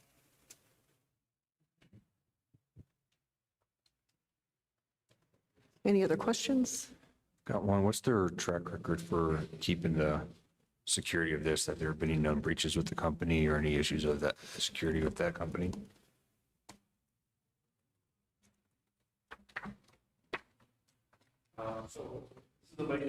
Sir, if you could come up to the microphone and state your name for the record. So my name is Vinod Kaneki. I'm the account executive for OpenText for the state of Texas. And as Jessica mentioned, this is a FedRAMP solution, and it's also TexRAMP certified. And we've had this in a FedRAMP state for several years now, and we have had other customers also utilizing this. So it's very secure and should be able to deliver all of the, collect and deliver documents very securely. So my question was, have you all had any issues with breaches in the past with y'all's company at all? No, we have not had any breaches in the past. Thank you. Any other questions? As Jessica stated, thank you very much for being here and for making the commitment to travel here and be with us to answer any questions. Thank you. It's very helpful for us. Thank you. Thank you. Okay. Do we have a motion? I'll make a motion to approve a capital budget transfer for the development of the confidential statewide employment database in accordance with General Appropriations Act, Senate Bill 1, 89th Legislature, and that is for up to $800,000 for the upcoming biennium. That's 2026, 2027. Second. We have a motion and we have a second. All those in favor say aye. Aye. Any opposed, same sign. Motion passes. We are going to move to agenda item number 8, which is to discuss and take action to finally adopt the amendment to existing TCOLE Rule 211.1, definitions relating to pay status categories for licensee appointments. General Counsel John Beecham. Thank you, Madam Chair. Commissioners, good morning, everyone. As a brief overview for the benefit of everyone in attendance today, those watching online, and just a refresher for the rest of us, executive staff and commissioners all. The next 5 items before you, will take them individually this morning. What you have before you are the final versions of rules which have been previously had a first reading at previous commission meetings and have been sent out and published in the Texas Register for a period of time to receive public comment, of which several of the final adopted proposals have public comment. We will address those individually as we move for these. Today, again, these 5 items are for final adoption. And the first one for your consideration, commissioners, I will read the overview and I will turn it over to Assistant General Counsel Heath, and if there is any further input from executive staff for your consideration, we will do so. But the agenda item number 8, the amendment to existing TCOLE Rule 211.1. This adds definitions for full-time peace officer, part-time peace officer, and reserve law enforcement officer in Rule 211.1 under the definition section. There are 2 public comments on this particular proposed rule for final adoption. I will turn it over to Assistant General Counsel Heath to go into any particulars of this rule and to also address the public comment. Thank you. So the language used derives from Government Code Chapter 614 relating to ID cards and TCOLE statute, the Occupations Code Chapter 1701. And these definitions were developed for the purpose of categorizing appointment statuses. We actually received 3 public comments, and I'll read you kind of the paraphrased public comment for them. The first one was from the McKinney Fire Marshal's Office, and it asked for clarification of the phrase entitled to all employee benefits offered to a peace officer by the appointing law enforcement agency or its governing body. And this is in relation to peace officers appointed with a fire department. Under the same governing body, the municipal police department and the fire departments have separate meet and confer agreements that do not apply to the peace officers appointed with the fire department. Our response is what matters are the benefits the full-time or part-time officers at that agency are offered, whether that is offered by the agency itself or the governing body. Any questions? The next public comment we received was from Joseph Pineda, and he asks us to consider changing the requirement that a full-time peace officer work at least 32 hours per week, change that to at least 64 hours every 2 weeks to cover irregular work schedules. However, the proposed rule requires that a full-time peace officer works at least 32 hours per week on average, which already accounts for this by requiring an average of the work hours per work over time. The third public comment is from the Anderson County Sheriff's Office. This is specifically from the sheriff. He is not in favor of the part-time peace officer definition because a retired peace officer who receives insurance benefits from their previous agency could not qualify as a part-time officer for another agency. Our response is that this is not a correct interpretation, as the definition for part-time peace officer only states that a part-time officer is required to be entitled to all employee benefits offered to a peace officer by the agency or its governing body. The definition does not state that the part-time officer must elect to receive those benefits from their current agency. Okay. Aaron, just to clarify, because in relation to Mr. Pineda's comments, the way the rule is written is it's an average of 32 hours per week. So I took it, I understand the concern, but his concern really falls within the average of, it does. Of 32. That's correct. I just want to make sure that I'm understanding that correctly. Yes. And then a question, I guess for the for the executive director is I know that we have really done a great job of reaching out to the law enforcement agencies, but we do have law enforcement officers within fire departments. What is our connectivity with them, and how are we communicating with that community? Excuse me. One of the best ways, the state fire marshal's office holds 4, and they call them a fire marshal discussion groups across the state, and I know they've gone up here to the Panhandle, they've been in the Rio Grande Valley, they go to the Metroplex, they go all across the state 4 times a year, and we've attended each of those. I personally have attended most. I think maybe one I've missed, and maybe Colin or someone has gone to. We discuss all of these kinds of issues and a sundry of issues, personnel files to everything, and so we're in contact with those folks as well. When we go to area police officer associations, fire marshals tend to attend those, so we have really great contact with them. To this public comment, again, Aaron has that kind of spot on. It really is going to depend. We can build that communication out with them when we get L1s and things like that, that it might not be the city at large, what that governing body does. It will be that agency, because a city in particular could have the police department, they could have a city marshal's office, and they could have a fire marshal's office. So there's a certainty of that. They may treat them all the same, or it may just be agency specific. Same thing with a county that has the sheriff's office, for constable's office, and a county fire marshal's office. So a lot of that's going to depend on that, but it is going to be what that agency offers. That's how that is best to be interpreted. And again, all of this really, we're not creating these definitions. We, as you recall, we have taken these already existing definitions from other statutes, bringing them into our statute so that we can essentially clean up our records. For a number of years, we've had appointments come in as full-time, as part-time, as reserve, as other. There's just a sundry of types of appointments, so we need to clean that up. And so first thing we got to do is do definitions. And so we want to really make clear to the fire marshal's office, to all those, that those things are in statute. That's really for what the cities and the jurisdictions would do. We're using this so that when you send us an L1, it's really going to have one of 3 categories on it, and this is how someone gets appointed to a law enforcement agency.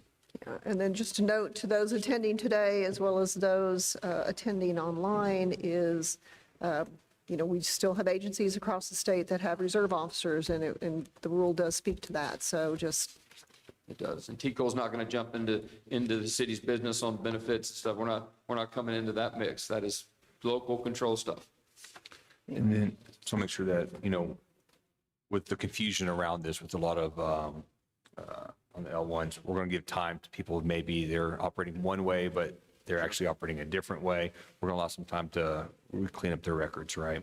There'll be a very large education component to it as we begin to roll this out, and there'll be a forward-looking component that is, hey, here's how appointments, and of course Jessica's team will be a big part of that. So will TJ's, Cullen's, really across our agency for this education piece to say, hey, here are the 3 categories, here's what they mean. So whenever you're sending us an L1, here's how to appropriately make that appointment. Once we really get that underway, and again, we're going to give time for that to occur. Once that gets underway, we'll start looking back and begin to clean up those records with the agencies, again, in a partnership. We're not going to go out with a stick, hitting people over the head. We're going to go out in a partnership. Our field service agents, as they do compliance audits, we'll take a look at their roster, and we'll look at it. There's a lot of agencies that don't have the statutory authority to appoint a reserve, and so we'll help them clean up those rosters and things like that.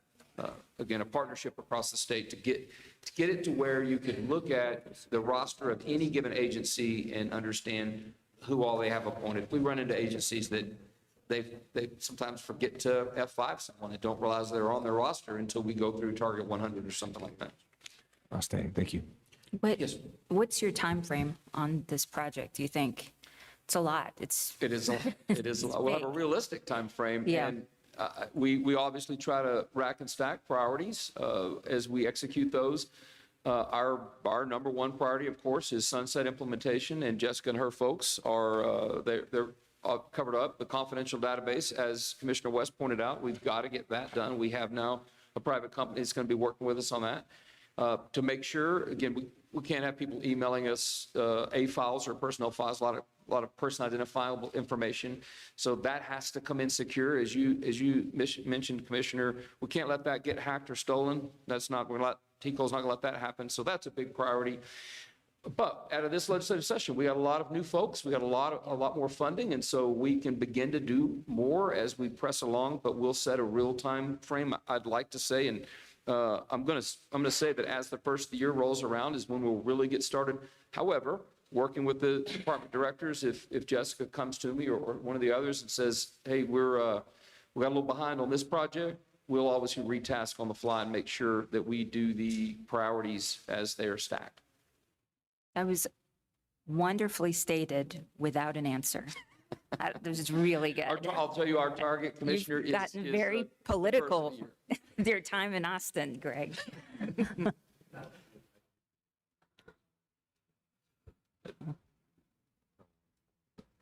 Any other comments or questions? The effective date on the roll, November 1, we'll have the new L1s by then. I think going forward is not as huge of a task. It is something I think we'll be able to accomplish. It's that retro look that will, that's where we'll really, it's hard to give you a date definitive, but we're looking towards sometime soon after the first year, but that'll be dependent on other priorities. Okay, I just kind of wanted an idea, because to me, it's huge. Like you said, and I'm just teasing you, but on top of all the other, sunset requirements, all these projects we've already talked about today, in addition to everything else, it is a heavy lift. Yes, we're getting new staff, but we're getting that new staff because we have other demands on us. So it's not like, oh, you get 15 more staff just to do what you need to do it. No, they're tied to That's correct. other priorities and mandates from the state. So, yeah, I just wanted to know what you all were kind of thinking that realistically look like, because I went through the same things in mind. Like, that's going to be tough, basically auditing every single agency. That is correct. And some of that will be rolled into the regular audits, but we are all gas, no brake, as we roll through completing the sunset legislation requirements and other projects that come on board. We're putting them in the stack. Okay. Connor, did you have a? Just quickly, from the language from this, I know it was said that it was modeled on other statutes or rules, but there's benefits defined anywhere, and maybe not, that way it's kind of all encompassing, but I'm just curious if, different agencies might have different benefits and some may be small things, and that because it's all benefits that we're not being over exclusionary or anything with the proposed rule. Don't know if John or someone wants to answer that. Is the question, if I understood it, is benefits defined elsewhere? Right, like in those statutes, or how has it been interpreted, or maybe it's just a thing that if we think about, maybe defining later on, but then you may come up with too narrow of a definition as well. Because our 47B, I see what you're referring to, says is entitled to all employee benefits, right? The federal minimum wage and all employee benefits, so. I think the latter statement that Commissioner Harvey made is the correct one as we move forward on this. I know there was a great deal of discussion, both at the workshop that we originally presented this in, as to what benefits mean, and frankly, as we've worked through this, it is a nebulous term. It certainly is so, and I think based on what Director Stevens, the direction we've had and the direction we've had from the commissioners, we'll give that as wide a berth as possible. I don't think it's going to err on the side of impacting negatively an agency with regard to how they appoint their licensees. Sure. Oh, thank you. Any other comments or questions? Now I'll make a motion to finally adopt the amendment to existing TCOLE Rule 211.1. Second. We have a motion and we have a second. All those in favor say aye. Aye. Any opposed, same sign. Motion passes. We will move to agenda item number 9, which is to discuss and take action to finally adopt the amendment to existing TCOLE Rule 211.29. responsibilities of agency chief administrators relating to the submission of personnel files and misconduct investigation reports. Commissioners, before you is agenda item number 9, amendment to existing TCOLE Rule 21129 related to chief administrators and how their regard to the requirements under the misconduct allegation and personnel file model policies. This is discussing the requirements to investigate and submit reports to TCOLE for allegations of misconduct and the maintenance and submission of personnel and department files in accordance with the model policies. Again, this is the tying in the responsibilities of the agency chief administrators in regard to following the model policies, which, as we all know, were approved and accepted by the commission previously. Aaron, if you want to go through and count any specifics on this one and with any input from executive staff for the commissioner's consideration. Sure, thank you.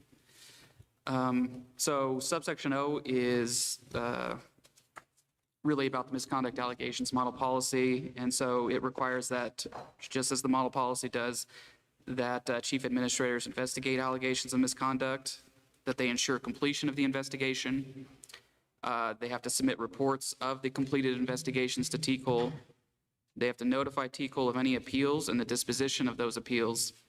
And then they have to put the documentation of the completed investigations in the appropriate file for the licensee.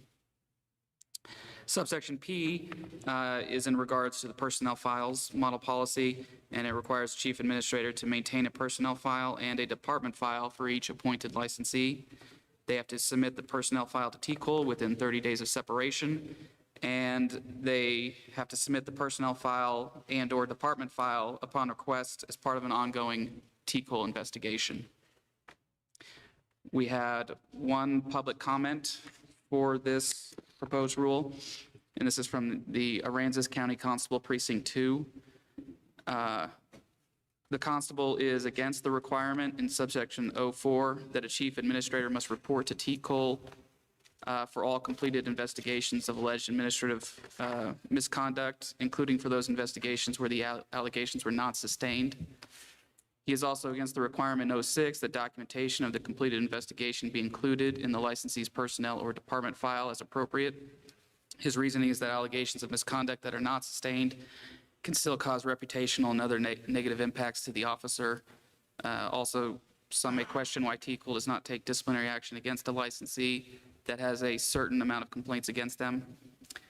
Our response is that Senate Bill 1445, also known as TCOLE Sunset Bill, required TCOLE to create model policies for the investigation of allegations of misconduct and the maintenance of personnel files, which is codified in Texas Occupations Code Section 1701.4522 and .4535.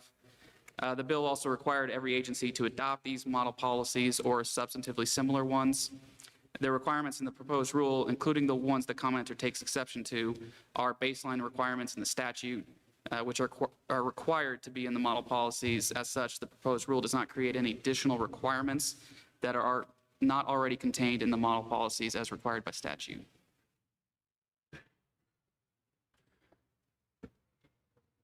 So does Section 3.1 of the model policy we have on personal files, where it states any letter, memorandum, or document relating to alleged misconduct by the license holder may not be placed in the license holder's personnel file if the agency determines that there is insufficient evidence to sustain the charge of misconduct.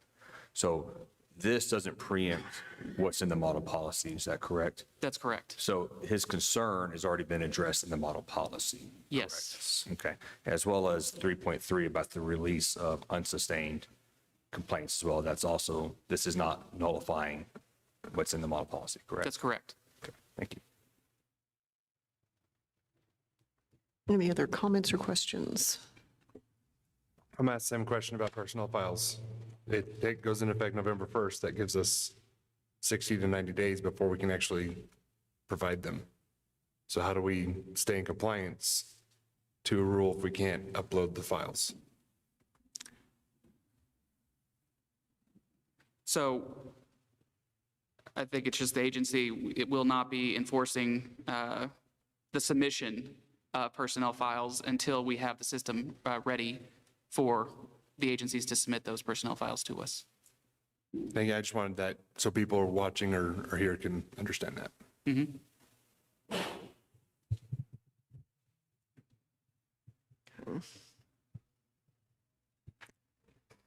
I guess just a quick comment. This is one that caused a lot of the same discussion, the public comment that we received on this one today.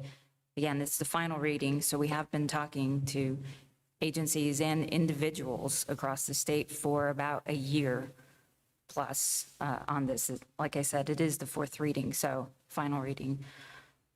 We're well aware, and I think you answered the questions perfectly, Mr. Heath, that we're not creating something, like, this isn't what we usually hear, oh, TCOLE's making me do that. Like, this was mandated to us by statute. This is, the legislature has told us, mandated, this is what you need to do, create these policies and make everyone, you know, and enforce it throughout the state. So we're doing that with this. I think, you know, we've looked at this for well over a year. We've tweaked it from reading to reading, and we had significant input throughout the state at every level. We understand the concerns, but this is something we have to do. And so this is the least intrusive way, I guess, that we're able to do that.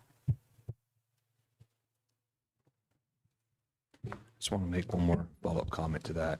Like I said, I know there's a lot of people in the room and watching about these personal files, and to the point of the public comment submissions that were made, these files and these records for a lot of agencies that don't have a similar system in place through 143, subsection G or not.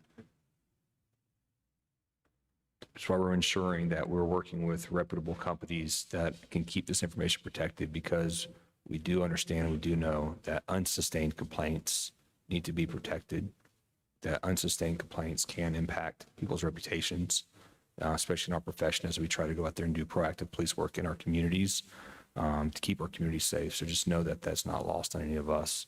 But this will also help do a better job as for those people that are trying to make decisions about employment and hiring of officers that do have sustained complaints of misconduct, to help those decision makers make good decisions to make sure you don't have problems coming into your agency and to your communities. So there's a lot of good that's going to come out of this, but just know that I can guarantee we're taking this very, very seriously to ensure that your unsustained complaints are kept protected.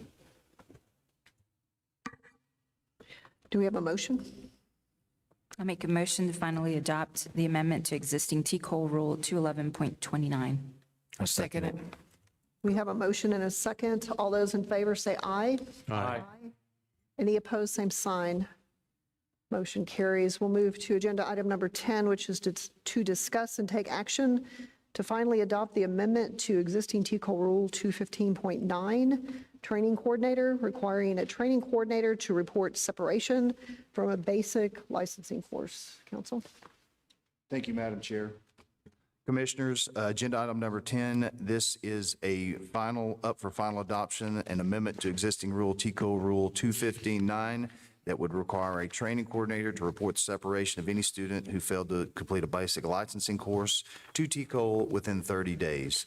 We did have a public comment. Mr. Heath, if you could address that for the Commissioner's consideration. Yes, thank you. This is from the DFW Airport Police Department, and the question is, does the requirement to report the separation of a student from a basic licensing course apply to the training coordinator over the basic licensing course, or the training coordinator of the employing agency? And the simple answer is it applies to the training coordinator over the basic licensing course. Any questions or comments? Do we have a motion? I make a motion to finally adopt the amendment to existing TCOLE Rule 215.9. I second it. We have a motion and a second. All those in favor say aye. Aye. Any opposed, same sign. Motion carries. Agenda item number 11 is to discuss and take action to finally adopt the amendment to existing TCOLE Rule 223.19, license revocation, relating to revocation for criminal dispositions involving care, custody, or control of vulnerable persons, including children, abuse of office, and animal cruelty case. Thank you, Madam Chair. Agenda item number 11 is a amendment to existing TCOLE Rule 22319. This is for final adoption relating to mandatory revocation for conviction or placement on community supervision for a licensee under Chapter 39 of the Texas Penal Code. As I stated a second ago, that their license shall be revoked for those offenses, again, occurring under Chapter 39 of the Penal Code. And also, a license may be revoked for a person convicted or placed on community supervision for an offense committed against a vulnerable person under the age of 18, over the age of 65, a disabled person, an intoxicated or incapacitated person, and a person under the care, custody, or control of the actor. In addition, the person may have their license revoked for any offense involving cruelty to animals. There was no public comment for this proposed amendment to existing TCOLE Rule 22319. Absent any input from executive staff for your consideration. Any comments or questions? Yes. So this rule came out of a case we had before us as a commission, and it shows that as the criminal justice profession changes, legislation changes, new statutes are put in place, TCOLE has to make adjustments to adopt and accomplish that. And the big change on this, I believe, was just based on the community supervision as a drop down from the official conviction outright, so the community supervision.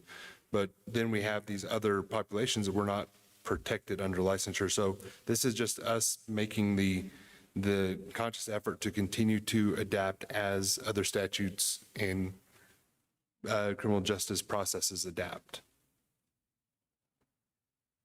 Any other? Okay, do we have a motion? I make a motion that we only adopt the amendment existing to TCOLE Rule 223.19. Second. We have a motion and a second. All those in favor say aye. Aye. Any opposed, same sign. Motion carries. We'll move to agenda item number 12, which is to discuss and take action to finally adopt new TCOLE Rule 215.8, minimum standards for appointment as a training coordinator over a basic licensing course. Commissioners, for your consideration, a new rule for final adoption, new TCOLE Rule 215.8. This was a product of the Minimum Standards for Training Coordinators Advisory Committee, which was impaneled over the course of the last year or so. This creates minimum standards and training requirements for an individual to be appointed as a training coordinator over a basic licensing course. Mr. Heath, if you could walk through some of the overview of this rule, and if we have any further comment from executive staff for consideration. Yes, thank you. So this proposed new rule distinguishes between a licensee already appointed by a law enforcement agency who's seeking to become a training coordinator over a licensing course versus all others who are trying to become a training coordinator over a licensing course. And that's the differences between subsections A and subsection B. Subsections B through D were developed from TCOLE's minimum standards for enrollment and initial licensure contained in Rule 217.1. For example, the same criminal disqualifiers contained in Rule 217.1 are included here, as well as requirements to pass an L2 and an L3. In addition to the minimum standards, these training coordinators will be required to complete the basic training coordinator course, and then they will also have to complete continuing education on a biennial basis.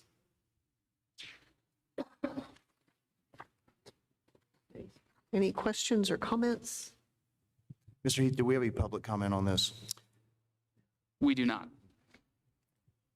No, the only comment I have is to reiterate that this rule was developed by an advisory committee, which again, as you all know, this is a committee that was stood up, including members of the sheriff's office, chiefs, constables, public members. So they did outstanding work. They put this together, and it was with overview by TCOLE staff. And again, we commend them for their work and their work product. That being said. I'll make a motion to finally adopt TCOLE Rule 215.8. Second. We have a motion and a second. All those in favor say aye. Any opposed, same sign. Okay, motion carries. Do we need to take a short break? Okay. We still have quite a bit to cover. I'm going to ask, it is 11:01. If everyone can be back in their seats and ready to go by 11:13, that would be great.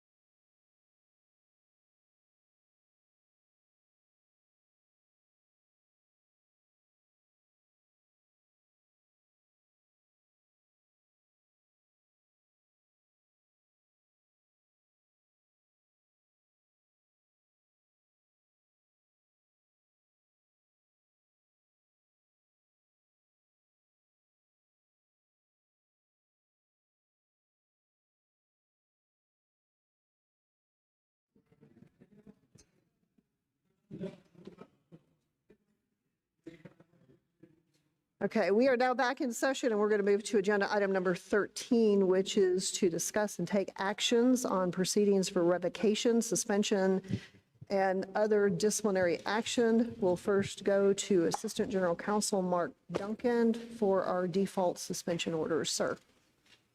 Thank you. There are 11 default suspension orders on the docket this time. I'll read the summaries as a group for your vote.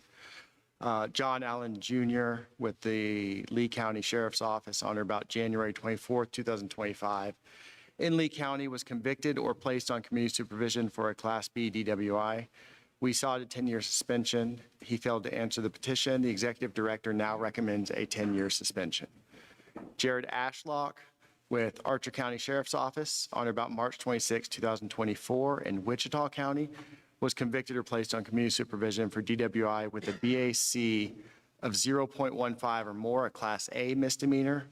We sought a 10-year suspension. Respondent failed to answer the petition, and we are now seeking a 10-year suspension. Deron Coleman with the Dallas Police Department on or about January 8, 2025 in Dallas County was convicted or placed on community supervision for DWI with BAC 0.15 or more, a Class A misdemeanor. We sought a 10-year suspension. Respondent failed to answer the petition, and the ED now recommends a 10-year suspension. James Getz with the Dallas Police Department on or about December 6, 2024 in Collin County was convicted or placed on community supervision for DWI Class B. We sought 10 years. He failed to answer the petition, and we are seeking a 10-year suspension now. Sarah Hodgson with the Red River County Sheriff's Office on or about June 11, 2024 in Franklin County was convicted or placed on community supervision for criminal trespass, a Class B misdemeanor. We sought a 10-year suspension. Respondent failed to answer the petition. We are recommending a 10-year suspension here. Deditra Jenkins with Harris County Sheriff's Office on or about September 3, 2024 in Brazoria County was convicted or placed on community supervision for theft of property, $100 or more but less than $750, a Class B misdemeanor. We sought a 10-year suspension. Respondent failed to answer, and we are seeking a 10-year suspension now. Sarah Latoile with Brazoria County Sheriff's Office on or about October 9, 2024 in Brazoria County was convicted or placed on community supervision for Class B DWI. We sought the 10-year suspension. She failed to answer, and we are seeking 10 years here. Guadalupe Marquez Jr., the Rio Grande County CISD Police Department on or about August 29, 2022, was required to obtain the SBLE proficiency certificate within 180 days of appointment, but failed to do so. We determined that violated TCOLE standards relating to training that's required and certification, and filed a license action seeking a 90-day suspension. Respondent failed to answer the petition, and the executive director recommends a 90-day suspension of his license. Nicholas Razzo, Brazos County Sheriff's Office, on or about January of 2025 in Bastrop County, was convicted or placed on community supervision for a Class B DWI. We sought 10 years. He didn't answer the petition, and we are asking for 10 years now. Carolina Torres with the Travis County Sheriff's Office on or about October 24, 2023 in Comal County was convicted or placed on community supervision for Class B DWI. We sought 10 years. Respondent failed to answer, and we are asking for 10 years now. Finally, Apollonio Zamora with the Laredo ISD Police Department in November of 23 was required to obtain SBLE proficiency certificate within 180 days of appointment, but failed to do so. ED determined that violated TCOLE standards related to obtaining required training and certification, filed a license action seeking a 90-day suspension. Respondent failed to answer that petition, and we are now recommending a 90-day suspension. Those are the 11 default suspension orders for your consideration. Do we have any questions for council? Do we have a motion? I make a motion, we accept the default suspension orders for John H. Allen Jr., Jared W. Ashlock, Deron E. Coleman, James W. Getz, Sarah E. Hodgson, Deditra A. Jenkins, Sarah Latoile, Guadalupe, I got a name wrong there.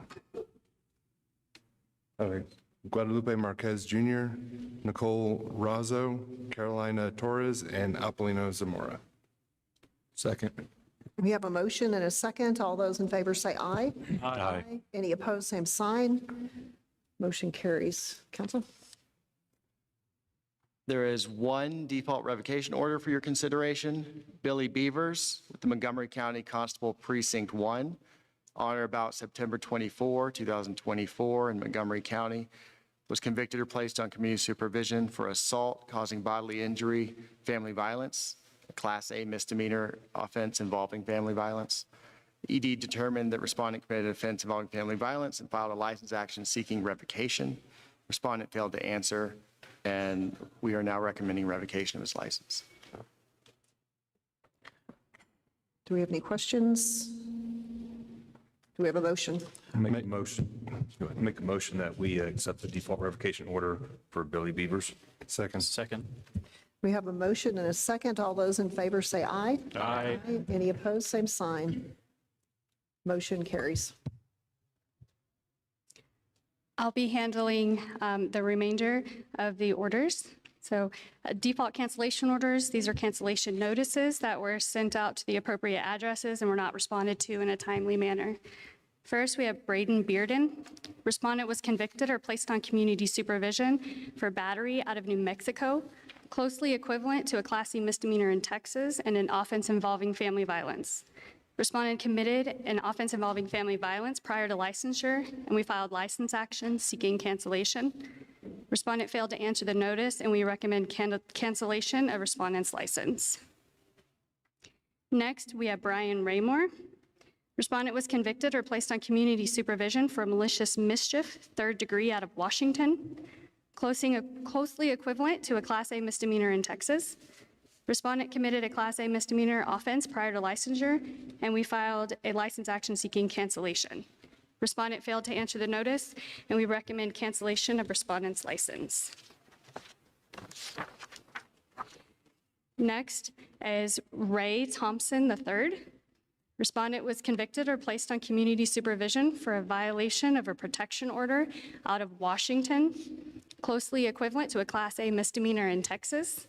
Respondent committed a Class A misdemeanor offense prior to licensure, and we filed a license action seeking cancellation. Respondent failed to answer the notice, and we recommend cancellation of respondent's license. These are the cancellation defaults for your consideration. Any questions? Do we have a motion?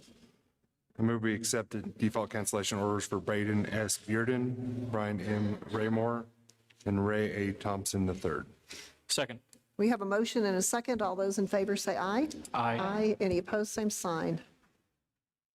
Motion carries. Okay, next is agreed suspension waiver. We have one. These are cases where a petition was sent to the respondent with a waiver attached, and the respondent ultimately signed the waiver. This means that the respondent agreed to the executive director's recommended disciplinary action, contingent upon the commission issuing a corresponding agreed order. So Alfred Kenzie, respondent was convicted or placed on community supervision for driving while intoxicated, a Class B misdemeanor. Respondent committed an offense above a Class C misdemeanor, and we filed license action seeking a 10-year suspension. Respondent signed the suspension waiver, conditionally accepting the 10-year suspension, and we recommend acceptance of respondent's agreed 10-year suspension. This is the only agreed suspension waiver, so for your consideration. Questions? Do we have a motion? Make a motion that we accept the agreed suspension waiver of Alfred Kinsey. Second. We have a motion and a second. All those in favor say aye. Aye. Aye. Any opposed, same sign. Motion carries. Okay, next are the agreed administrative penalties waivers. These are cases where a petition was sent for administrative penalties to the respondent agency with a waiver attached. The respondent agency signed the waiver agreeing to the administrative penalty, contingent on the commission issuing a corresponding agreed order. So first, we have Holiday Lakes Police Department.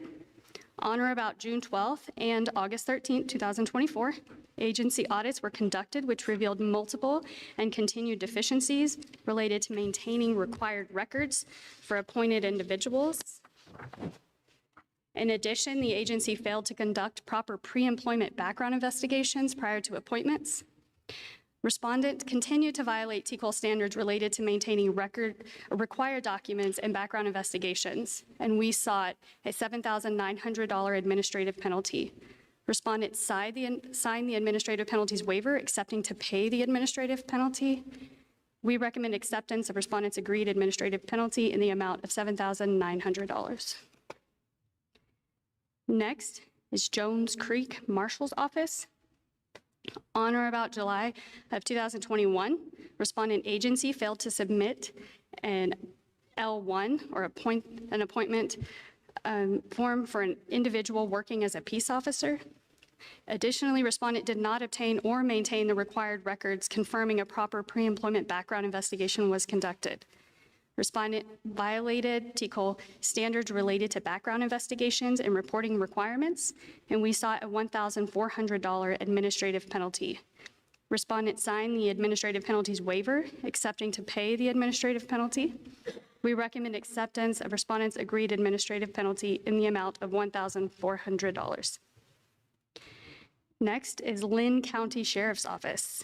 On or about February 26, 2024, respondent failed to respond and provide records to a request for pre-employment background investigation. Additionally, a reprimand was issued to the chief administrator for failing to review files submitted to the agency for background investigation. Respondent violated TCOLE standards related to reviewing and submitting records for background investigations, and we sought a $200 administrative penalty. Respondent signed the administrative penalties waiver, accepting to pay the administrative penalty. The executive director recommends acceptance of respondent's agreed administrative penalty in the amount of $200. Next, we have North Texas Emergency Communication Center. Respondent agency failed to conduct proper pre-employment background investigations and employed unlicensed individuals as telecommunicators and failed to obtain and maintain required records for appointed individuals. We determined that the respondent agency violated TCOLE standards related to background investigations and reporting requirements and sought an $8,000 administrative penalty. Respondent signed the administrative penalties waiver, accepting to pay the administrative penalty, and we recommend acceptance of respondent's agreed administrative penalty in the amount of $8,000. Lastly, we have Randall County Court at Law Number 2. On or about January 29th, 2025, an agency audit was conducted which revealed 2 deficiencies related to maintaining required records for appointed individuals. Respondent also had 2 previous audits with similar deficiencies. The respondent agency violated TCOLE standards relating to maintaining required documents, and we sought a $250 administrative penalty. Respondent signed the administrative penalties waiver, accepting to pay the administrative penalty, and we recommend acceptance of respondent's agreed administrative penalty in the amount of $250.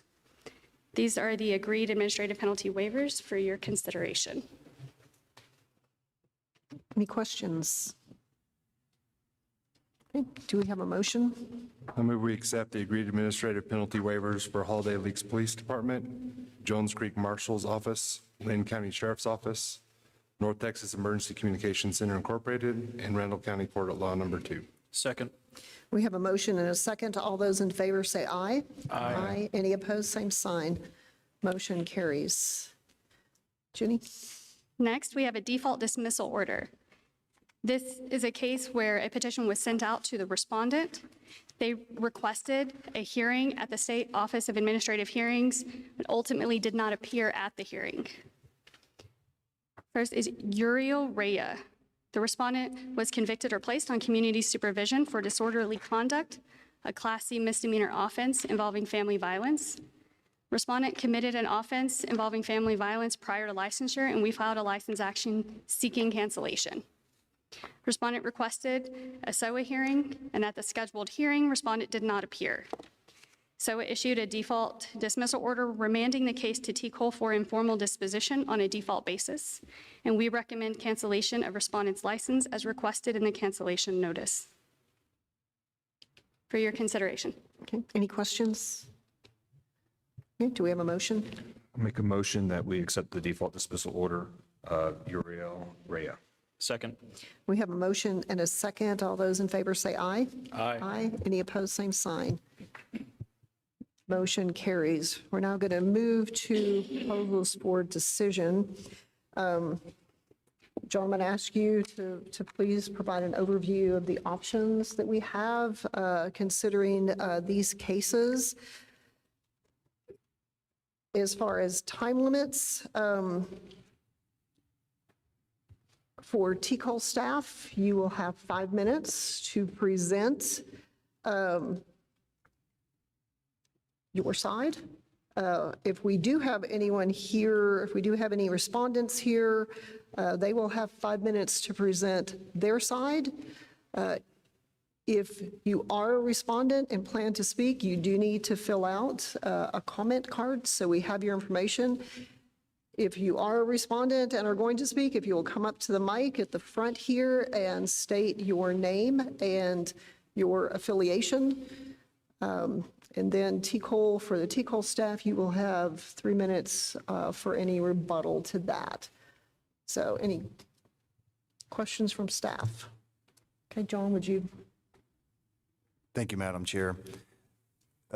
Also for the benefit of everyone in the audience, people watching online, and as a refresher to staff and commissioners alike, I'd like to give an overview of number one, the TCOLE disciplinary process and the order process. Also give you some information related to TCOLE cases at the State Office of Administrative Hearings, and then lead into what you as commissioners, your discretion as it relates to sanctions in regard to acceptance, not acceptance, or amending proposals for decision from the State Office of Administrative Hearings.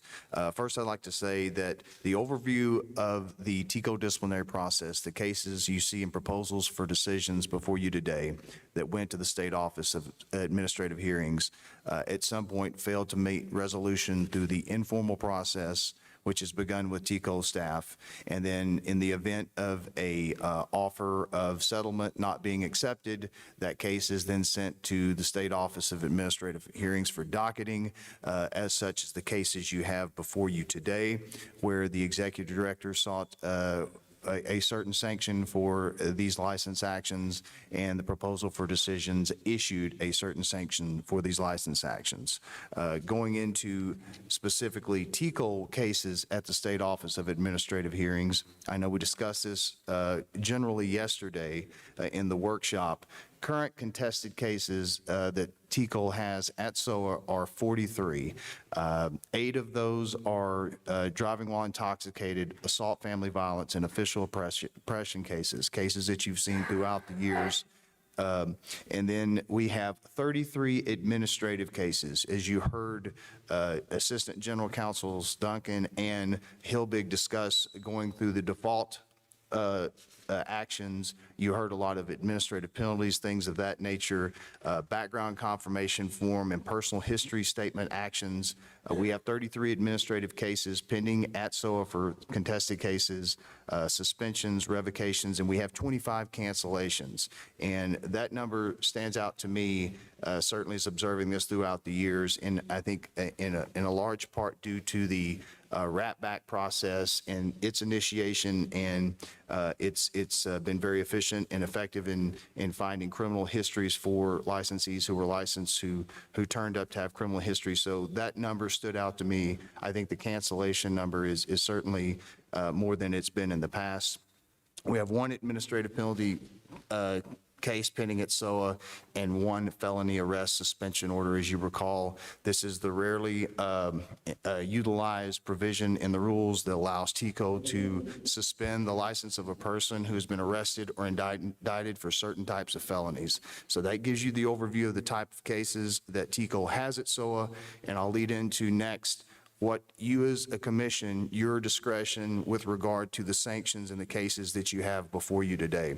And I'll speak to this generally because you have probably seen, I know you've seen in your packets, you will have a proposed order in some cases on behalf of the executive director. In some cases, you will have a proposed counter order from the respondent in this case. And they are advocating for different positions with regard to the proposal for decision's recommended sanction. Generally speaking, when a proposal for decision, an administrative law judge, excuse me, recommends a sanction in a case, we will speak just for purposes of example, a driving while intoxicated case, the administrative law judge may say a reprimand, but the executive director will still advocate for a 10-year suspension as originally proposed. At that point, TCOLE staff will file exceptions on behalf of the executive director and say we wish for whatever suspension it is, length of time beyond that reprimand. Then it ultimately comes to you all, and commissioners, you have, if you have the factual findings, which I certainly believe all these proposals for decisions do, to allow you to determine what that sanction is, whether you agree with the executive director's exceptions or not, whether you agree with staff's exceptions and their recommended sanction or not, or if you agree or disagree with the proposal for decisions recommended sanctions or not. That discretion is in your hands to determine what you all feel is the appropriate sanction in a particular case. These proposals for decisions will be presented to you by the Assistant General Counsels who either tried the cases or on behalf of the Assistant Attorney Generals who tried the cases.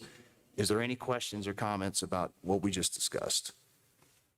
I want to clarify, these are not waiver requests. Is that correct? That's correct. These are not waiver requests. These are disciplinary actions. Okay. We will move to Assistant General Counsel Heath. Thank you. First, we have the proposal for decision for William J. Ramsey. The issue in this case is whether TCOLE's minimum standards for licensure are mandatory or if they are merely guidelines for consideration. Excuse me. It is undisputed that on September 17th, 1997, respondent was convicted or placed on community supervision for criminal trespass, habitation or shelter center, a Class A misdemeanor. The executive director determined that respondent committed an offense above a Class B misdemeanor prior to licensure and filed a license action seeking cancellation. Respondent then requested a SOA hearing.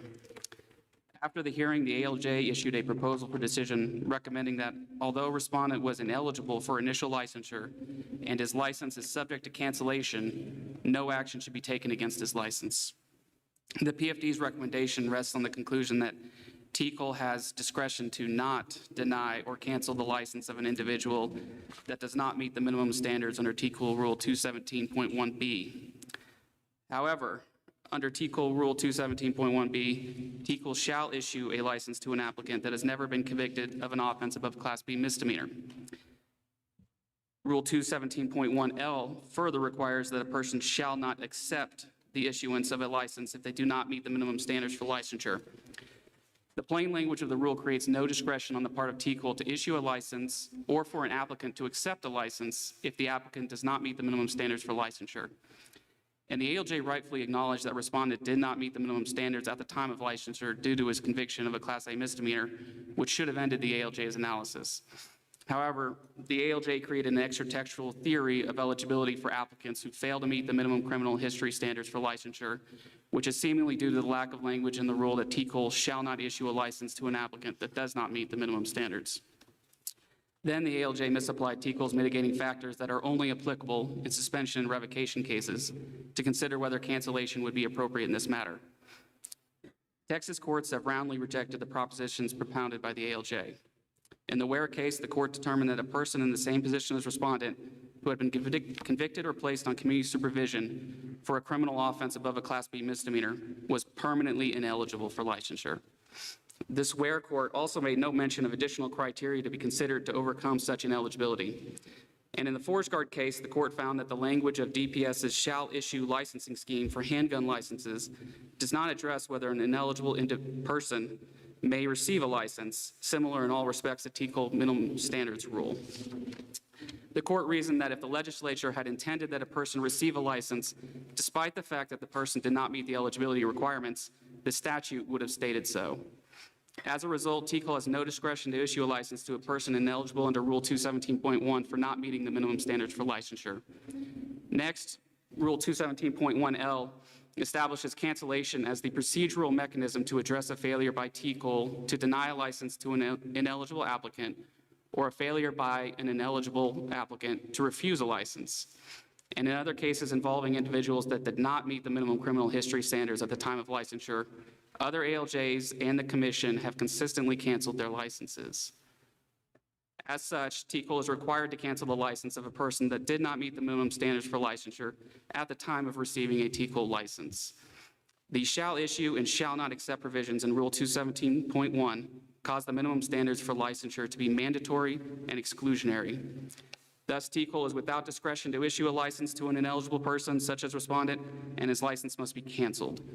For these reasons, the Executive Director recommends that the Commission change conclusions of laws number 6 through 10 in the PFD, as demonstrated in the proposed order of cancellation, and cancel respondent's peace officer license. 1 minute.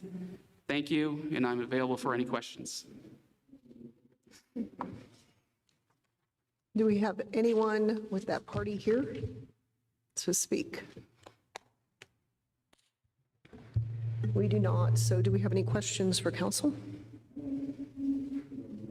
Madam Chair, I have a question for Assistant General Counsel Heath. Aaron, is there a competing proposed order? Was there one?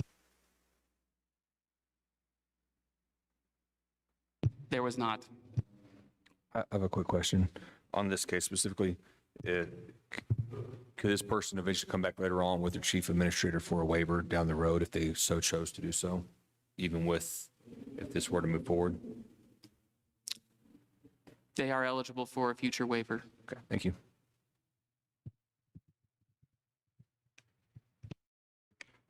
I don't have a question, but I have comments. If it is now an appropriate time for those, great. Just to the ALJ and here and maybe for SOA more generally, some of the reliance was on the Code Construction Act, and at least as far as it goes for this commission and the way I read things, I think that act is likely unconstitutional, and it will not persuade me in the future any reliance on that act. So just in case you hear this or read this, just FYI to the ALJ and SOA more generally. Thank you.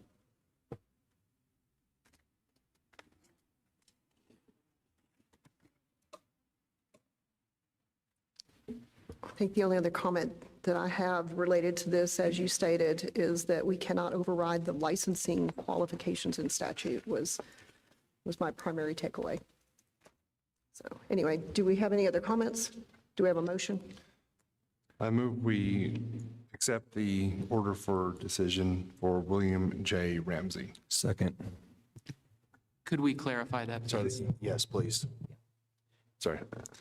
I move we accept the proposal for decision for cancellation.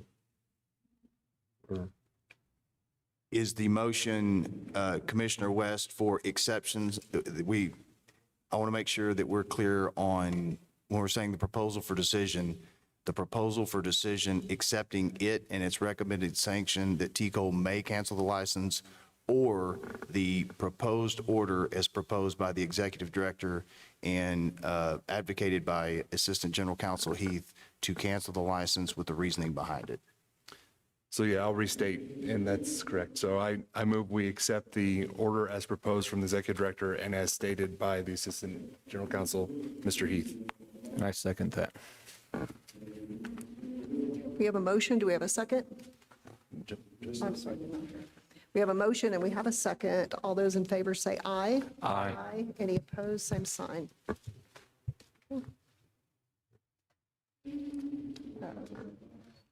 Judy, we'll move to the next one. Yep, we have next the proposal for decision for Christopher Bush. It is undisputed that on October 8, 2023, respondent committed the offense of driving while intoxicated after he was found to have crashed into a traffic signal. At the scene, respondent was found with an open container of beer in his immediate possession and a handgun in his magnetic holster under the steering column. Upon arrival, officers made contact with respondent who was excessively swaying near the back of his truck, and they immediately detected a strong odor of alcohol. As a result, officers administered standard field sobriety tests, which respondent ultimately failed. When asked to provide a breath or blood sample, respondent refused. A warrant was obtained revealing a blood alcohol concentration of 0.176, twice the legal limit. The executive director sought to suspend respondent's peace officer license for 10 years based on respondent's conviction of a Class B DWI with an open container. Respondent requested a hearing at the State Office of Administrative Hearings. After the hearing, the administrative law judge issued a proposal for decision recommending a suspension of respondent's peace officer license for a period of 5 years, which consisted of 2 years of suspension and 3 years of probated suspension, citing mitigating factors. The executive director disagreed with the ALJ's recommendation. Any mitigating evidence fails to overcome the severity of this offense.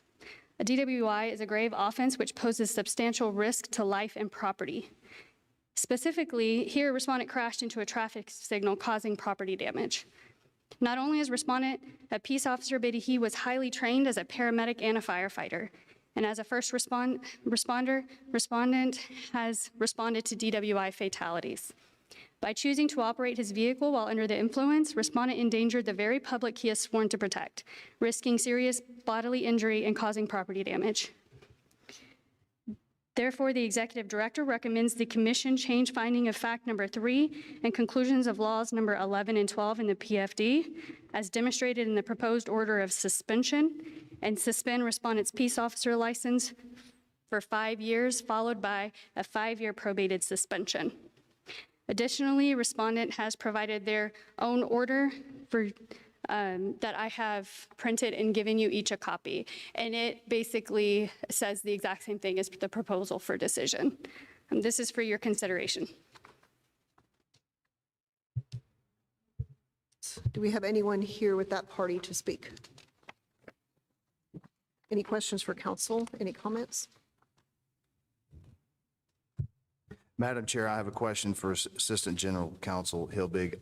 I noticed the Executive Director's proposed order recommends a change to finding of fact number 3. Could you explain to the commissioners why that normally findings of fact are as is in the PFD? Why is that being requested to be changed here? Give me one moment. Page 7 of the proposed order.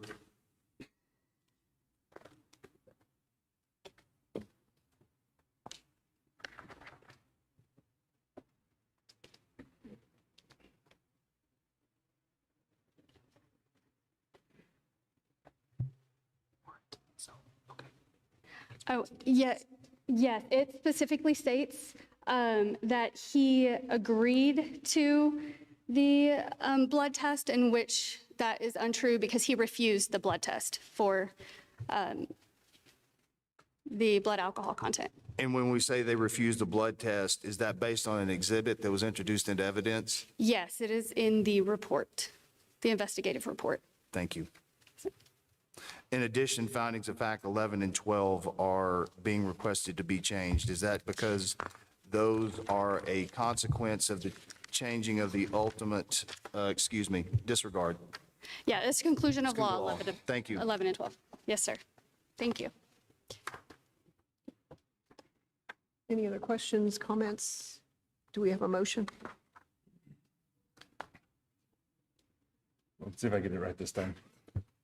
I move that we accept the proposal from the executive director for sanctions on this peace officer of 5-year suspension, right, with a 5-year probated sentence to follow, including a change to finding of fact number 3 to reflect what was actually happened versus what the ALJ stated. I second that. We have a motion and we have a second. All those in favor say aye. Aye. Aye. Any opposed, same sign. Motion carries.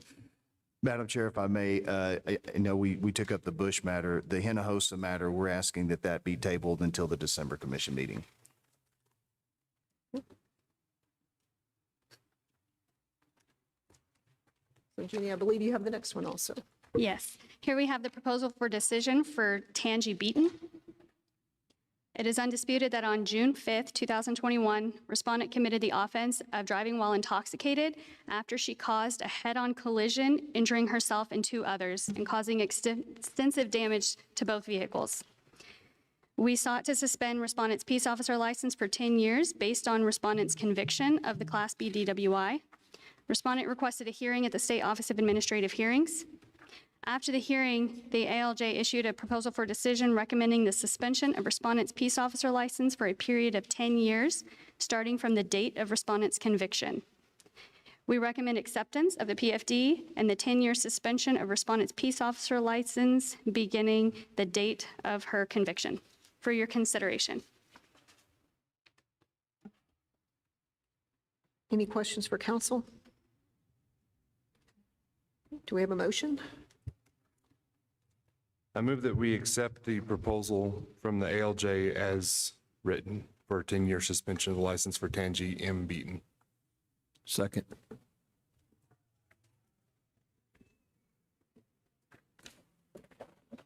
We have a motion and a second.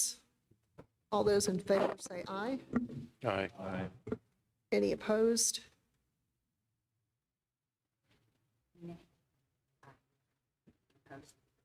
Okay. I'm also nay.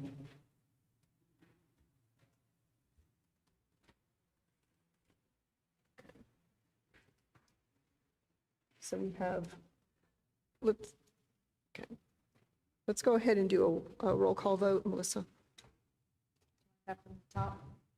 Pardon me?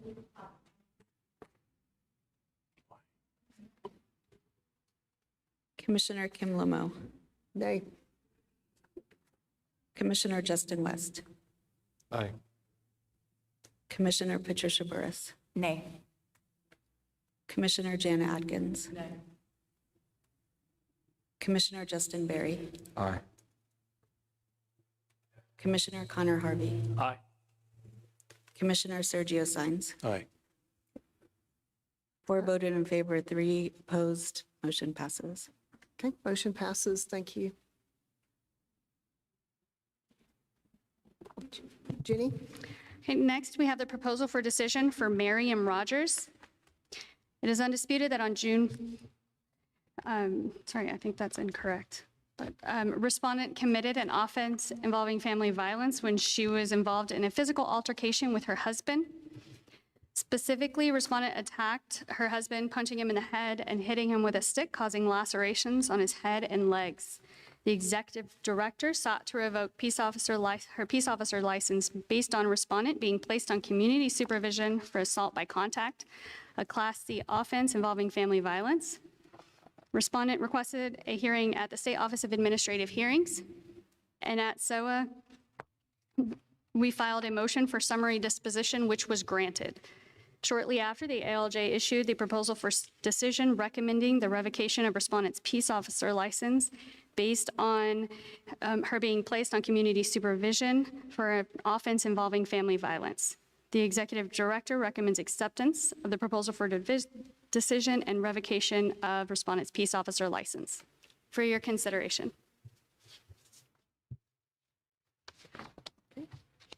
Any questions for council?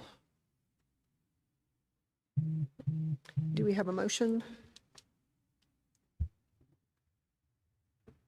I make a motion that we accept the executive director's recommendation of cancellation or suspension of Miriam Rogers' license. Oh, correction. Revocation, correction. Let me clarify my motion. I'll make a motion that we accept the executive director's recommendation for revocation of licensure of Miriam Rogers. Second. We have a motion and a second. All those in favor say aye. Aye. Any opposed, same sign. And we'll go to Assistant General Counsel Mark Duncan. Thank you. You have to speak up. Yeah, it's apparently, it's instruction right here. I don't know if we have anybody here for John Joslin, but I can briefly go over our argument. Hey, Mark, you might want to come up to the podium. Okay. Thank you.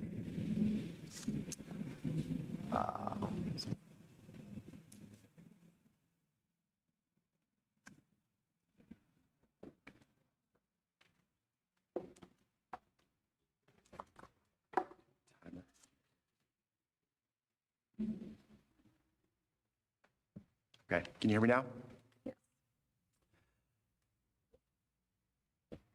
At Roman Forest PD, in the span of just a few months, respondent was repeatedly written up and suspended for not showing up for work, insubordination, and other violations. At Cleveland PD, respondent didn't show up to court, drove recklessly, didn't log stolen evidence into the system, arrested someone without documentation, offered dismissive ticket if a woman would sleep with him. The last violation resulted in the woman wearing a wire and respondent's coworkers setting up a sting operation where they recorded him again asking for sexual favors. At Beaumont ISD PD, respondent sexually harassed a female coworker. These are a few of the many things respondent omitted from the 6 PHSs at issue in this case. In 27 years as licensee, respondent had 29 appointments. The majority of his appointments for less than 1 year.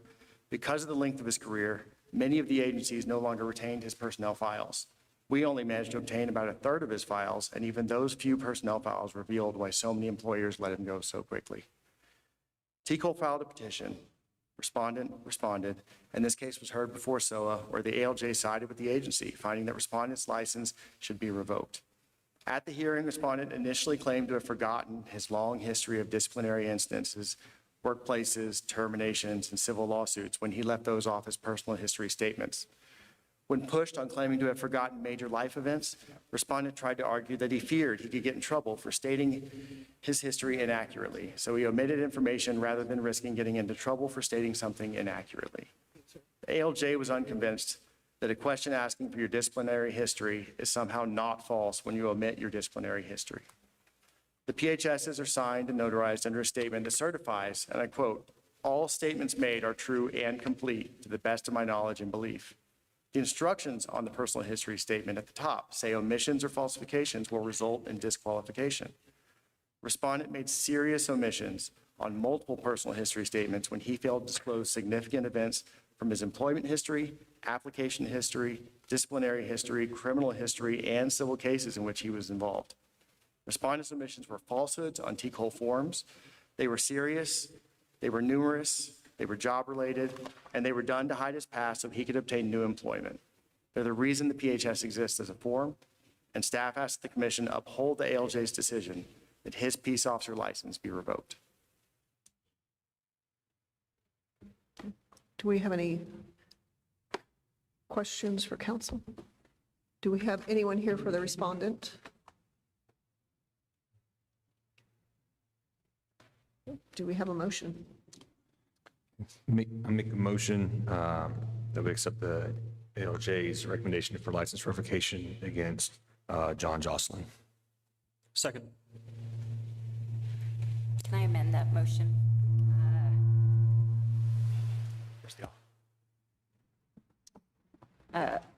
To accept the proposal for decision and revocation of the license of John E. Jocelyn.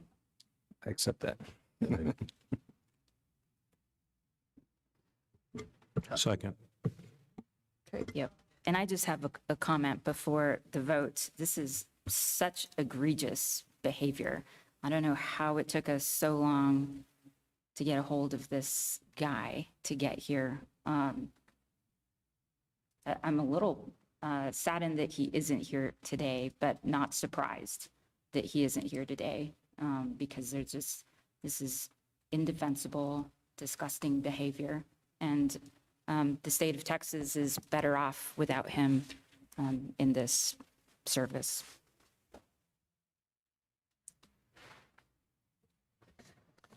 Well said, Commissioner. Okay. Second that. So we have a motion. Do we have a second? Sergio. We have a second. Second. All those in favor say aye. Aye. Any opposed? Same sign. Motion passes. And Mr. Duncan, we are back with you, please. Yeah. Okay, so getting towards the end of the docket, for the information only section, No action is required from you. Since the last meeting, we've had 4 statutory suspensions, 6 statutory revocations, 1 term surrender, 26 permanent surrenders, and 5 reprimands for administrative violations. These have already taken place by statute or operation of law, so no action is required by you. Any questions?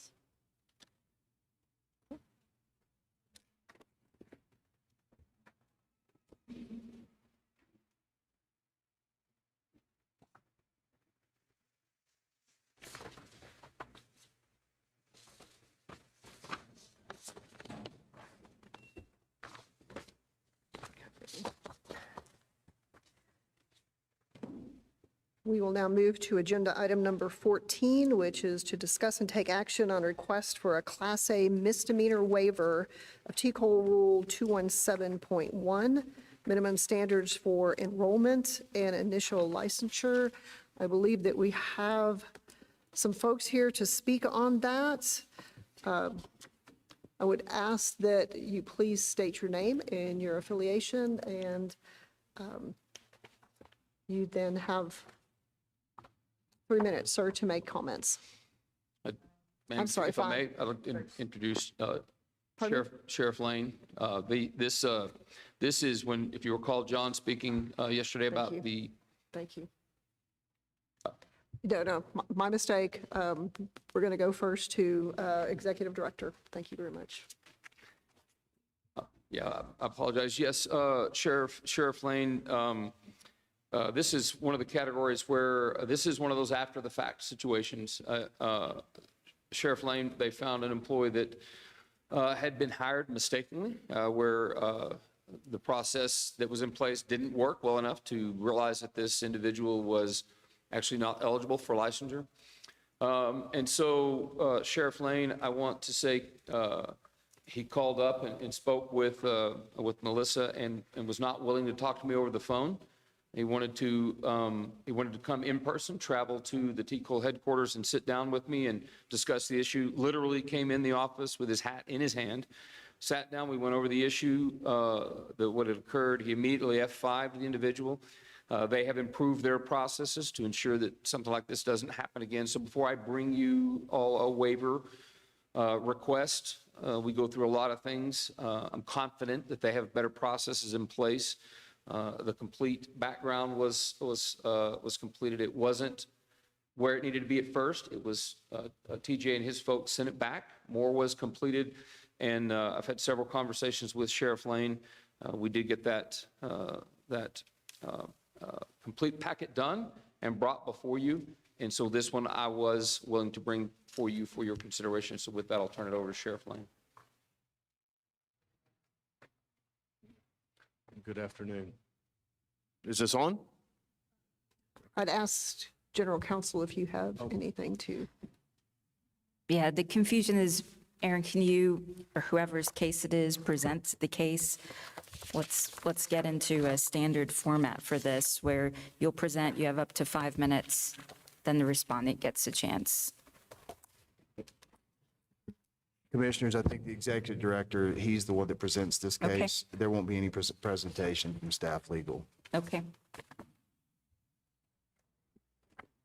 Is it my turn? Thank you for your patience as we work, no worries at through all. our procedures and processes. Thank you very much for seeing me and allowing me to come up and discuss this. I realize completely that this is very rare, that one of these, that this is granted. I would not be here if I didn't think that Mr. Rojas was worth the effort. He is, at 17 years old, he was arrested. He was waiting for his dad and another gentleman and was called in as a suspicious person in the parking lot of the place where his mother worked. Afterwards, once the officers made contact with him, they were about to walk away. They decided to do a pat search of him just to be safe, and he offered up the knife that was in his, I believe, his waistband. There's no doubt that at the time that was a mistake on his part, but I can attest to myself anyway, at 17 years old, I did not always make the best decisions. Since that time, he has gone on to become a very productive part of the community. He has worked his way up through Walmart, came to work for us because he wanted to serve his community on a larger scale. He was hired. Again, it is absolutely my fault. I had a person in place that did the background and thought that the deferred adjudication meant that he was eligible. The way that our background checks were taken care of at the time was less than optimal. We have since corrected that. Again, I've spoke to Director Stevens several times. And again, I fully understand that this is not something that you take lightly, nor do I. I'm not one that normally puts my name on something that I don't believe in. If I did not believe and listen to my folks that he was worth the effort to come up and do this, I wouldn't have done it. Mr. Rojas, in my opinion, is worth the trip up here, worth standing in front of you and accepting the embarrassment of my office making the mistake that it did. If you have any questions for me, please. I want to commend you, Sheriff, for taking the trip over here, for the due diligence and putting this packet together. I know it took kind of a lot of back and forth for this particular one to get done. May be surprising for you to hear that it isn't always the case where everyone involved, particularly the chief administrator, comes to us and accepts full responsibility for what occurred. As you stated, the buck stops with you, and thank you for that. And in addition to that, we really commend you. I'm going to say we for the commission, because it's something we've spoken about from meeting to meeting. We are very impressed and look for chiefs and sheriffs, heads of agencies to come back to us and tell us all the things they're doing to mitigate this sort of thing from happening again in the future, putting new systems in place, going back and self-auditing. And you've clearly done that. And thank you for doing that. We hope others out there follow in your, they follow the example that you've put forward. Thank you very much. I appreciate that more than you know. Yeah. Oh, I did want to point out there was one thing, we have a long packet, but somewhere in there in your letter, I think you mentioned that the law for unlawful carrying has changed. It has, but not, I think, for minors still. So anyhow, it's not applicable in this case. Right. It's a small thing. Right. But, and I don't really practice that law anymore. I'm not a prosecutor for that stuff anymore, so don't quote me on it. But okay. I know there's been some changes there, and you might want to make sure that that's correct. Yeah. Thank you. I have a quick question for you and probably also for our legal as well. The waiver you're requesting is for, I see he was a corrections officer, correct? Yes. So you're looking for a waiver for his corrections officer, for his jailer's license? Yes, sir. Do you ever foresee your desire, should he be granted one? Seems like he has a stellar working relationship with you and a reputation.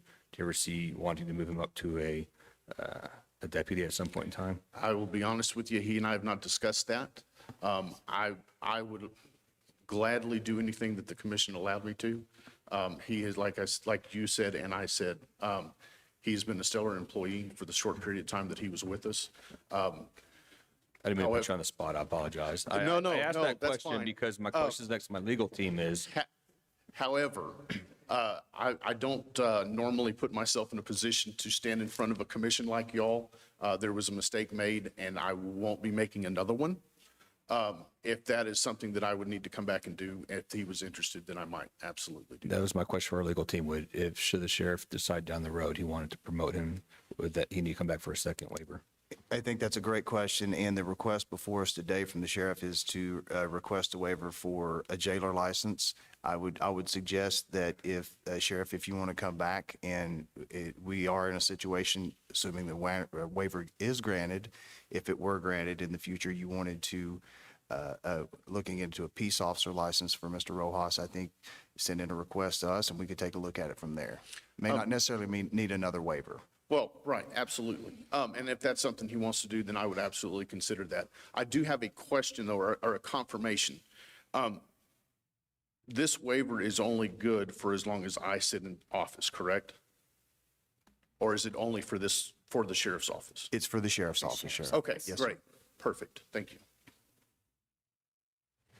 I'd like to invite Mr. Rojas up. Would you like to speak, sir? And if you'll come up and state your name. My name is Patrick Rojas. First, I want to thank y'all for giving me the opportunity to actually come up here. It was the first time I've ever flown. And I must admit, it's been almost a year since I had the opportunity of working at the sheriff's office. I know I made a mistake, and I own up to it. It's nothing I can change now. And I've been a resident of Lockhart all my life, over 40 years. The house that I've lived in, I grew up in, I finally purchased. And I've been a member of that community, and I love the town that I live in. It's a small community, and I've always enjoyed it. But, you know, I was given a chance to be part of something great, and even just for the few months that I was there, I liked what I did. I liked the people that I worked with, and I liked the fact that I was able to serve my community for a change. It hurt when I had to leave, I admit, and as soon as I was told that there was a chance that I may be able to come back, I didn't even hesitate. I said, yes, let's do it, no matter how long it takes. Whatever they needed, I gave it to them right then and there. When they told me, you know, like, hey, the meeting's in Amarillo, I'm just like, I'll find a way to get there. Thanks to my sister. I want to thank Mike Lane for everything that he's done, everything that he said about me. It's just, I just really hope that I get another chance to serve my community again, because I just feel like it's something that I want to do, I was meant to do. If you have any questions for me, please feel free. I've got one. Yeah, Connor, go ahead. I'll just say, you know, it's one thing for you and the sheriff to speak to your work ethic and stuff, but what I found most impressive, and I hope you carry forward, is Walmart, where you worked for like 2 decades, the store manager recommended you for this, knowing they would lose you and having this great employee. So just keep up that hard work. Thank you so much. I just had a quick question I'd like to ask a lot of people that are in your position is, why did you want to be a corrections officer, serve in public safety? It was something that it's crossed my mind towards, I guess, the end of my stint with Walmart. I actually had a friend that works at the facility right now. He's been wanting to get me in there for the longest time. And finally, I was like, I wanted a challenge for a change. I wanted to, you know, when people ask me, hey, what do you do? I wanted to tell them, you know, this is what I did. But that short time when I did do it, you know, people were impressed when I told them, hey, I work for the Colorado County Sheriff's Office. And it made me feel good inside to do it. And I just really hope that I do get that chance again, because, you know, it just made me feel very important, is what it did. Thank you. Well, thank you. I want to thank you and the sheriff for making the trip here. Congratulations on your first flight. Thank you. Hope it was a good one.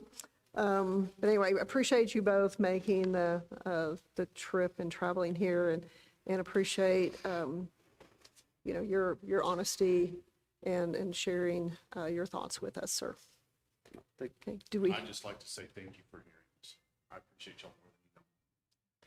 Do we have any other questions for either or for Cass? I just have a comment. Contrary to my very harsh words in a PFD earlier today, this is a great, you know, fresh breath of fresh air. You're the kind of person and the reason that we have these waivers. It's to bring people like this into the profession. And so thank you for taking the time. I know it takes a lot of time, Sheriff, to put everything together and for those changes. And And should you be granted a waiver, we hope you do great things with it. And to that end, I would make a motion. Hold on, I want to go. Executive Director, do you have anything else to add? No, I don't have anything else to add. Again, as you know, you don't have very many of these come before you. We get a lot of requests, and they often don't really make it out from staff because they're not. There's a lot more to it than that one case. This was one of those rare ones that has come before you. I'll make a motion to grant the Class A misdemeanor waiver of TCOLE Rule 217.1 for Caldwell County Sheriff's Office, Sheriff Mike Lane, on behalf of Patrick Rojas. Second. We have a motion and we have a second. Let's go ahead and do a roll call vote, please. Commissioner Kim Lamo. Aye. Commissioner Justin West. Aye. Commissioner Patricia Burris. Aye. Commissioner Janet Atkins. Aye. Commissioner Justin Berry. Aye. Commissioner Connor Harvey. Aye.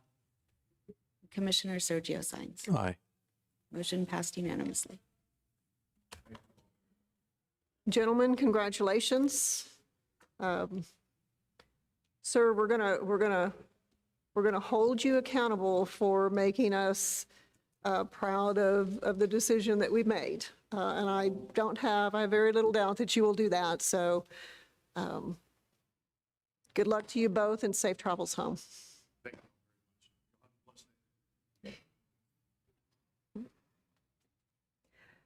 Okay, we are going to go to agenda item number 15, which is to receive public comment on any topic. Without action, we can't respond to you, ask questions. I believe we have one person that has signed up. Chief Johnson, is he?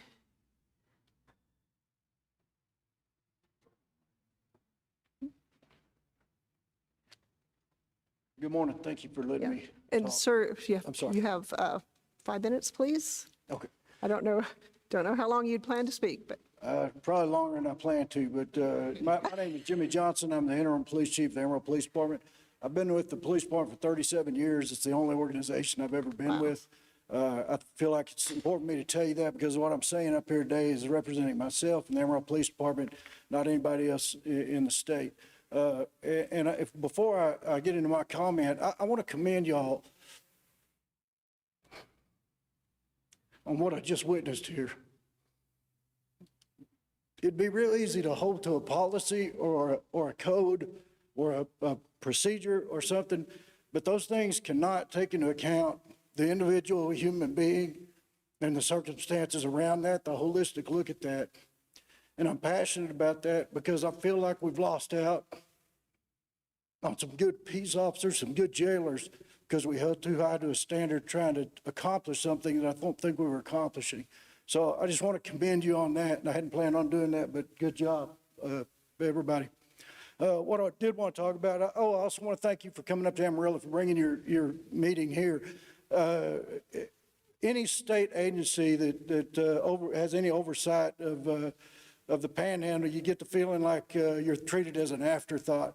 That you're not paid attention to. And that's not anybody's fault. That's just because the state is so huge and the resources are so small. So I really appreciate y'all coming up here. I know that probably wasn't your first pick, but thank you so much for coming up here. I know how big the state is because I made that drive down to Corpus for several years, a 9-hour drive, 10-hour drive to get to Corpus Christi for your annual conference, which I loved going down there. But it is a chore getting down there. I was pleased to see that you're open to moving the conference, and I appreciate the sentiment. McAllen is great, but it's an hour further away from Amarillo. So, but I do appreciate the thought, and the good news is y'all are running out of land down there, so you got to come back here at some point this direction. So thank you for that. What I wanted to talk about, part of my career was spent as the training coordinator of our academy, several years. And I just wanted to acknowledge that this is the strongest relationship I think we've had, the police department has had with TCOLE in 37 years I've been there, at all levels of my involvement with them. And I'm not pointing a finger at any one individual from the past or anything like that. but the relationship was just out of alignment. And I think the big reason for that is it seemed like the priorities and the goals and the mission were just not in alignment with each other. And that really shouldn't be. As the license givers and the license holders, the licensees, our mission, our goals should be in alignment with each other and moving. And I can tell you, in the last 18 months, there has been a distinct change in the relationship that we have had with TCOLE, and that is not an accident. I think that was a focused intent. And I just wanted to acknowledge that and tell you that is a credit to you as a commission, your leadership, your guidance, your vision, and that is a testament to the director's leadership and vision. And it is a huge, huge credit to the men and women that are around me that work for TCOLE. This is a great bunch of people, and I sat a lot of years in those conferences listening to the criticism, and some of that was deserved, some of it wasn't.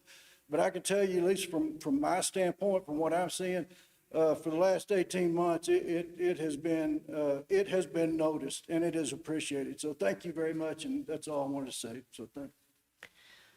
Well, thank you, Chief, for your hospitality. Thank you for your comments.